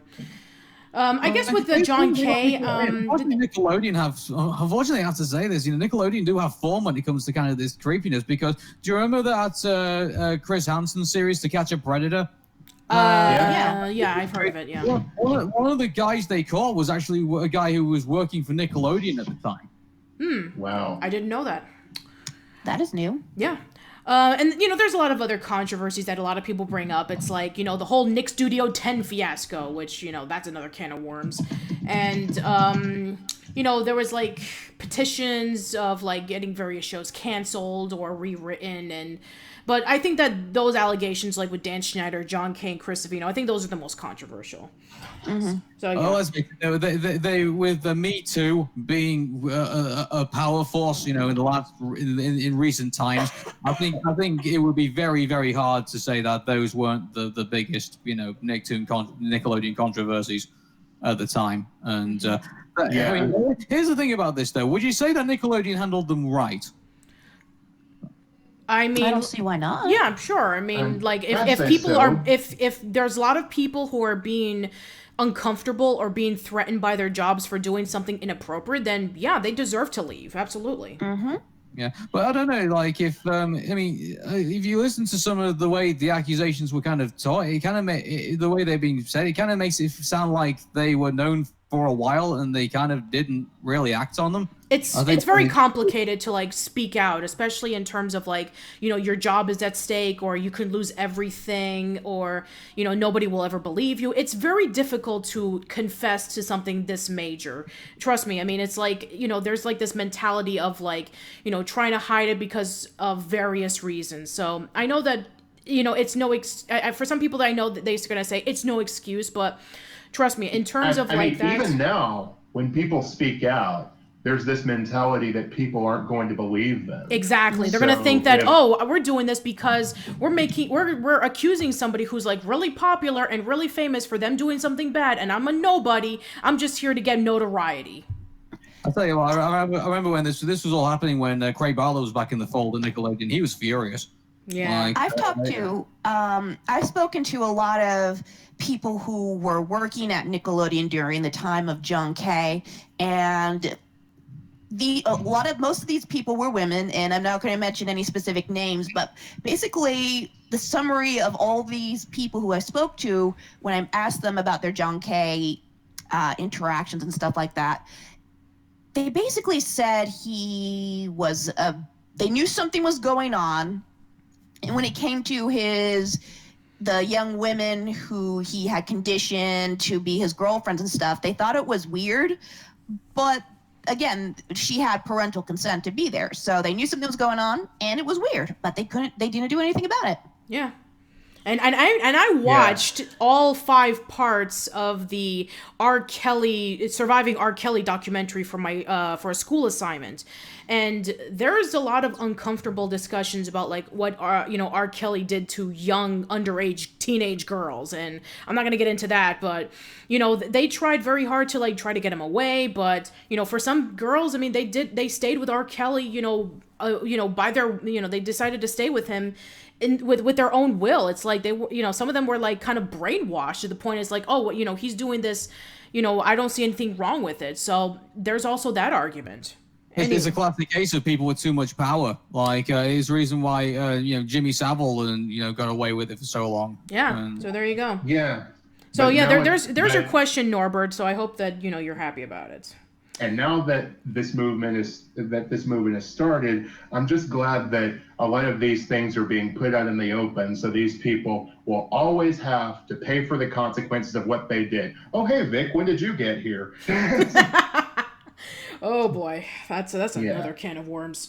Mm-hmm. Okay, we have another question. We have a question from Fishberry who asks, "What would be your opinion if Rugrats got rebooted with the Rugrats kids as the main focus, and it's a lot more kept up with the times?" Now, the Rugrats comics that came out a few years ago tried to incorporate some modern amenities. They had things like cell phones, and they were talking about various things. Like, I think one of the issues is like Dee Dee was looking up Lipschitz through social media stuff or anything like that. So I know that Arlene Klasky wanted to go into this direction if she when they were asked her about what would you do if Rugrats got rebooted, it's like, I want to incorporate some modern things. Paul Germain disagreed. He said he wants to keep the show timeless and, not set it up in any particular time period. So if they are going to go with Arlene's direction in which like, okay, we're going to modernize it, we're going to add cell phones, we're going to add social media and all that stuff, what would kind of be like the issues for like Rugrats? What would be the themes? So I think that it would be. I'll safely say this: if in one of the episodes they show Dee Dee, sharing loads of memes of things, that's going to be pretty days when Article 13 comes into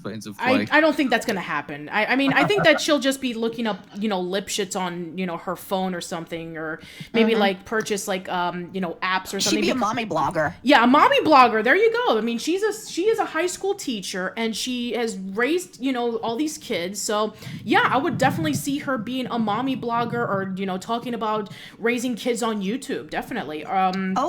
They would also, what would happen is, I know that Angelica, those apps, like those pay-to-play games where kids accidentally buy a lot of stuff with their parents' credit card. Yeah. I know one episode will be where either Angelica gets a hold of the phone and buys a lot of stuff for this digital game, or the babies, they get a hold of the phone and they start ordering random stuff, and it keeps showing up at their house with like Amazon Prime or something. Yeah, there's the episode. They're kind of doing that episode already. Like, remember when Angelica got the voice modulator and then started like ordering stuff over the phone? Yeah. Yes, Angelica orders out. Yes. Yeah, so that episodes are going to be done already, and this is the thing with the Rugrats. Unfortunately, with they may add modern equivalent. This is what they might end up doing. They might just kind of doing modern equivalents of existing episodes. Let's see, other things. Obviously, I think that, with Dee Dee being health conscious, because she's always trying out like healthy recipes. The episode where, Grandpa Lou was, there was like some heart condition and that he needed to stay healthy. And Dee Dee was like, we're going to, make you some beet juice and we're going to have you eat healthy from now on. I will not be surprised if like whatever popular diet is going on, whether it be the keto diet or the paleo diet, that, she'll probably get into that trend and that craze or something like that. Maybe join a Zumba class. I wonder if she would be an anti-vaxxer, or if she would believe in it. That would be a whole controversial episode there. That would be. I don't think so. They should. No. Although my Holocaust episode was bad. Jeez. And I think that with Betty, you know, she's always like very strong and independent. I wouldn't be surprised if maybe like in one episode is like there's some sort of like controversies involving with like, you know, standing up for women's rights or something, and maybe, you know, because she's very strong and independent, maybe like trying to do like help with the cause. Let's see, for Chaz, I don't know. I mean, if we are gonna, if Rugrats is gonna go back to basics, which, you know, they said that they might do, so that means that Dill, Kimmy, Kira, all those characters will be completely removed from the canon. So, I mean, I guess Chaz will start dating again, even though that technically in Rugrats in Paris there were dating sites, so maybe it'll be a lot more seriously, like maybe he'll start, you know, opening up a Tinder account. Maybe he might hire a voodoo witch to like bring his dead wife. Chaz is still with Kira. That's true. I mean, I'm saying like if they decide to go back to basics. I'm talking about if they do the reboot, you know, because the comics when they brought back Rugrats, they went back to basics. They had the original characters. I'm talking about that if they do it. I don't know if they'll have the new characters into the series.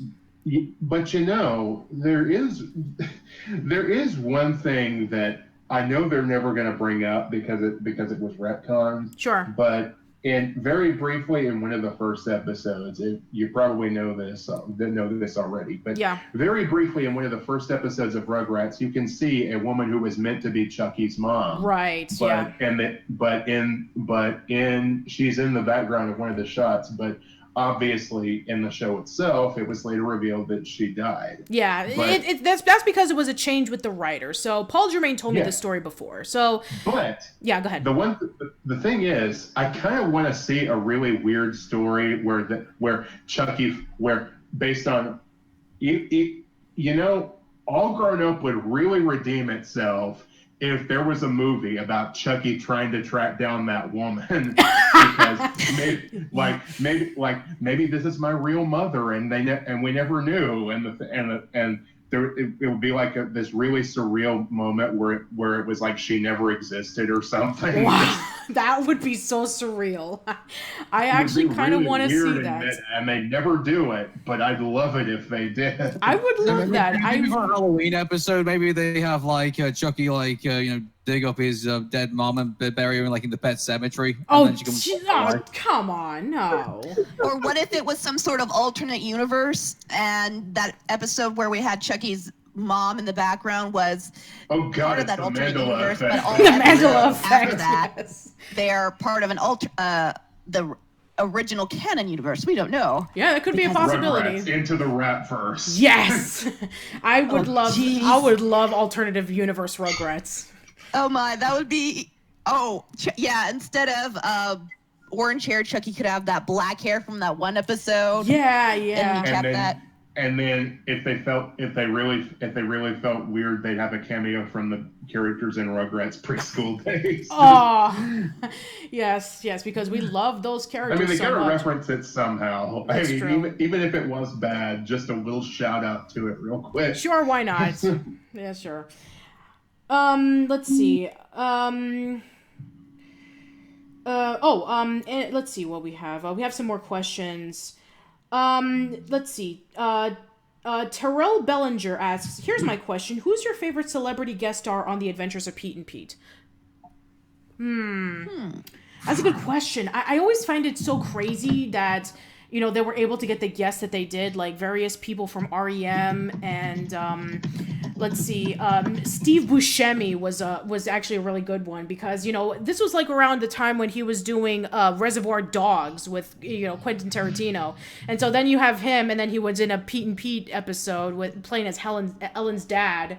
And then there's Adam West, who played as the vice principal of I was going to Pete's say, school. I just looked up the list of them, and I was just like, Adam West, no question. Yeah, he did a great episode, by the way, where, you know, little Pete was trying to take down the mascot for the you know, the ear cleaning for the ear or something like that, and I think it was like Johnny Wax, and yeah, that was a really good episode. And, you know, seeing, you know, Adam West is like this like evil over the top vice principal was actually pretty hilarious. And he had a trap door, and he pulled down for little Pete to fall in as punishment. So good grief! I just realized here, the guy who played Mr. Thornberry in the episode Sick Day was LL Cool J. yeah, that's true. LL Cool J, I believe, was in an episode of Pete and Pete. Yeah, and so was huh? And Alicia Keys was in an episode. I'm not sure. I have to look up the list again. But I Here is a student in the episode Tool and Die. Oh, okay, then yeah, that was probably when she was like young. You know, it's like when you see an episode of Nick News with Linda Ellerby. You look up, it's like that the princess who married Prince William, I think. It's like, or no, it was Harry, I'm sorry. It was like, I forget her name, but, she was in an episode of Nick News talking about, like, women's rights or something like that. Let's see, who else? There was also, Janine Garofalo was in an episode of Pete and Pete as well, which, not too surprising. They did utilize a lot of, like, New York celebrities at that point. And I think that this might have been when she was doing SNL. And, yeah, I mean, like, I'm not going to take anything away from Pete and Pete. They did have a very impressive list of like guest stars, but then that was suppressed by the Proud Family on Disney. Mm-hmm. Yeah. Also, the show just needs a full release already. I mean, come on. Yeah, that's true. Pete and Pete. Mm-hmm. Yeah, I know that there's rumors around that season 3 is in a warehouse somewhere, but that's good. I mean, if that's to be the case, then where's the episode of Storage Wars where people are getting to the warehouse rooms that hasn't been touched. Kind of reminds me of a show that was recently picked up to get a full series. I don't know how many of you are familiar with this, but in 2001, Cartoon Network was airing the latest version of Cyborg 009, the Cyborg Soldier. That's how I got introduced to the series. And the problem is it came out because I don't know why Cartoon Network never released the series in full. The only release we got was like the first 8 episodes in the DVD. But whatever the reason, we never got a complete release of it. And because it came out in 2001, it was just before YouTube. So, right. So for a while, all you really had was bad quality TV airings to see that someone recorded them off the TV. Mm-hmm. And but recently, Discotech Media picked up the rights, and supposedly they're going to release it in full. But the problem is they're going through the master tapes now, and some of the tapes really weren't that well taken care of. Uh-huh. So the restoration process is... That's been stop. I mean, like, Continuity Studios were able to release the DVD of Bucky O'Hare and the Toad Wars, so... I'm just saying that for a while, it was thought that we were never going to get a full release of that series. Right. But the restoration process is taking longer than they thought, but they're going to do it. Okay, well, that's great. I'm glad to hear that. If Peter Jackson can take old World War I footage and turn it into a theatrical, IMAX production, I think they should. I think in today's technology, they shouldn't have too much trouble with that show. Mm-hmm. All right, then. Well, let's see if we have any other questions.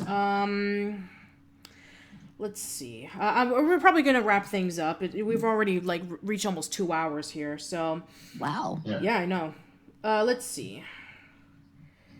Okay, we have a question from, let's see. RT66 saying...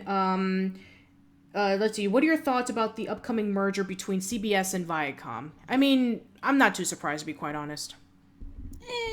I'm not surprised either. I mean, I think considering the environment that is now U.S. entertainment, I think a lot more companies are going to merge or become smaller and or bigger or just go out of business. So... what happens, and we just hope I just hope that there isn't a monopoly. I mean, I know Disney is probably going to control everything in the end. Yeah, pretty much. But I just hope that there remains enough variety in Hollywood and New York, wherever all this entertainment stuff is made, so that we just don't get the same stuff all the time. Yeah. I really don't really like the idea that Disney just kind of is starting to become like the holders of our nostalgia pretty much. at this point. And I still don't understand why they continually hold the intellectual properties to Doug and Jumbo Pictures at this point. I know I say this all the time, but which Disney executive is turning around to them all and saying, look, we need to keep hold of the Doug property to make all that Doug First movie merchandise money? It's nonsensical, and I think I really hope that. I don't like the idea that companies are starting to become like bigger companies, and because I was talking before about the federalization of Nicktoons, the fact that different animation studios were kind of helping Nicktoon kind of build its base, and I feel like that's what's made a lot of these cartoons unique. And gave them their edge and gave them their style. And the fact now that you've got all these companies that kind of just producing cartoons all under one roof, it feels it takes away some of the originality of some of these shows really. And I think it kind of goes to the complaint that everything's been done in CalArts now.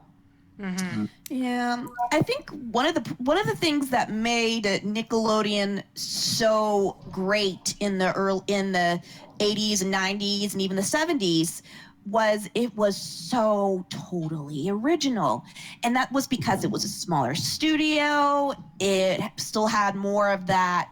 It was like Pixar before Disney bought it out and they started making all these individual movies. It was less corporate, and there was room for people to stretch before all these executives came in and made them comply with status quo and focus groups. Yeah, it's very interesting that you brought it up because there's a chapter on the Slime book where various people agreed about the same thing as everything was fine right before it just got too corporate for its own good.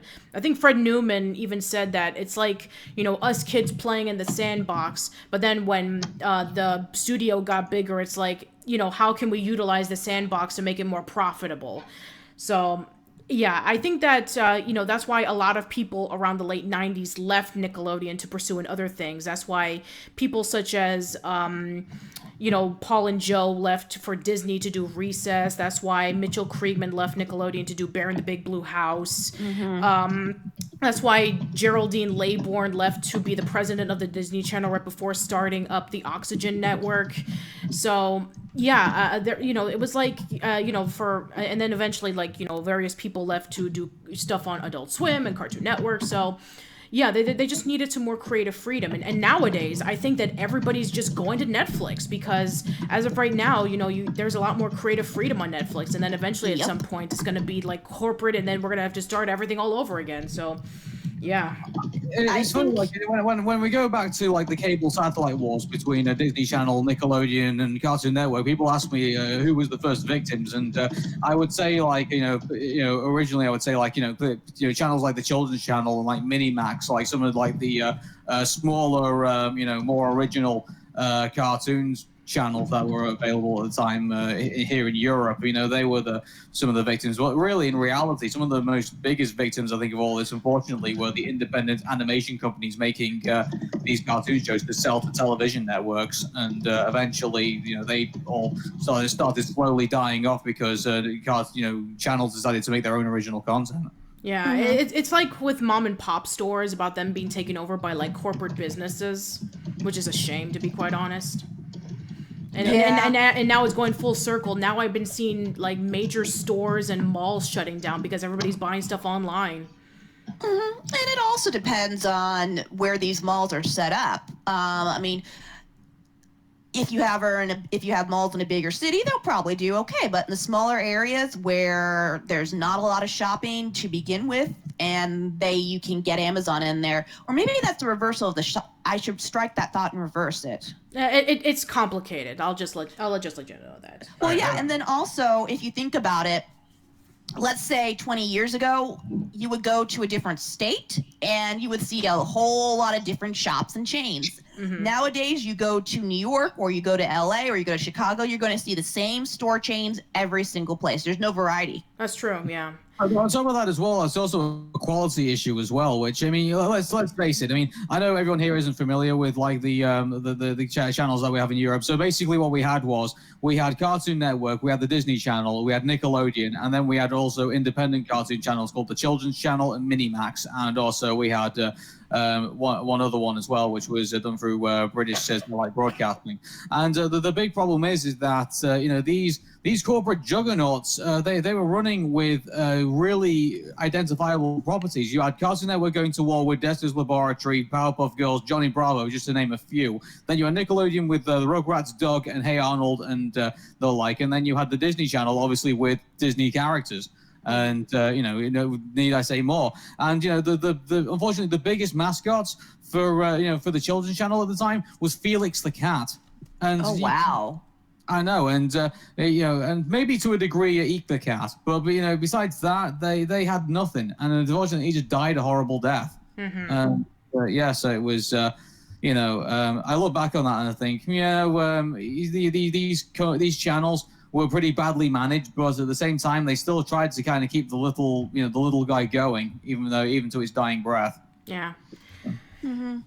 I think that we've already reached we've reached our point already with the live stream, because we've already reached the 2-hour mark, so I just want to close things off. So once again, I just want to thank you guys so much for coming in on the show. I want to thank everybody watching for coming in. I'm sorry if I wasn't able to get to all your questions. Just wanted to engage some nice conversations with our wonderful guests. So I just want to say I do appreciate you taking the time to come on by. Oh, well, thank you. I don't get out much, so this is socialization for me. Woo! Yay! So let's go around to see what you guys have to plug or self-promote. So Whitney, right. What do you have? Well, the Nickelodeon book isn't out yet because that's going to take a whole lot of work. But right now you can check me out at tuneintalk.com. I know my podcast has been on hiatus for a while, and I'll explain why, because that is going to be coming up again in the month of April. Woohoo! And if you would like to know more about the earlier days of animation, you can check out my book, Lotta Reiniger, Pioneer of Film Animation, which is about the oldest surviving animated film, which was done by a woman in 1926, 11 years before Snow White and the Seven Dwarfs. It's an awesome read. All right. And also, I would love to have you separate for an interview to discuss more about your work.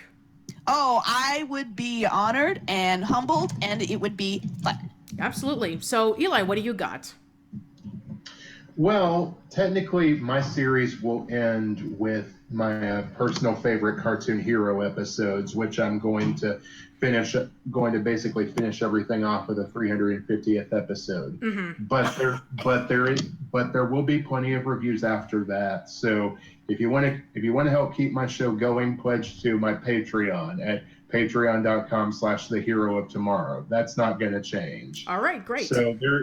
So like I said, there is more to come, but be sure to tune in for my what's probably going to be a feature-length movie on my series at this point from what I'm working on. All right, well, we're looking forward to it, and congratulations for finally completing your series. I know we've been talking about it for a while, and I'm just really happy for you.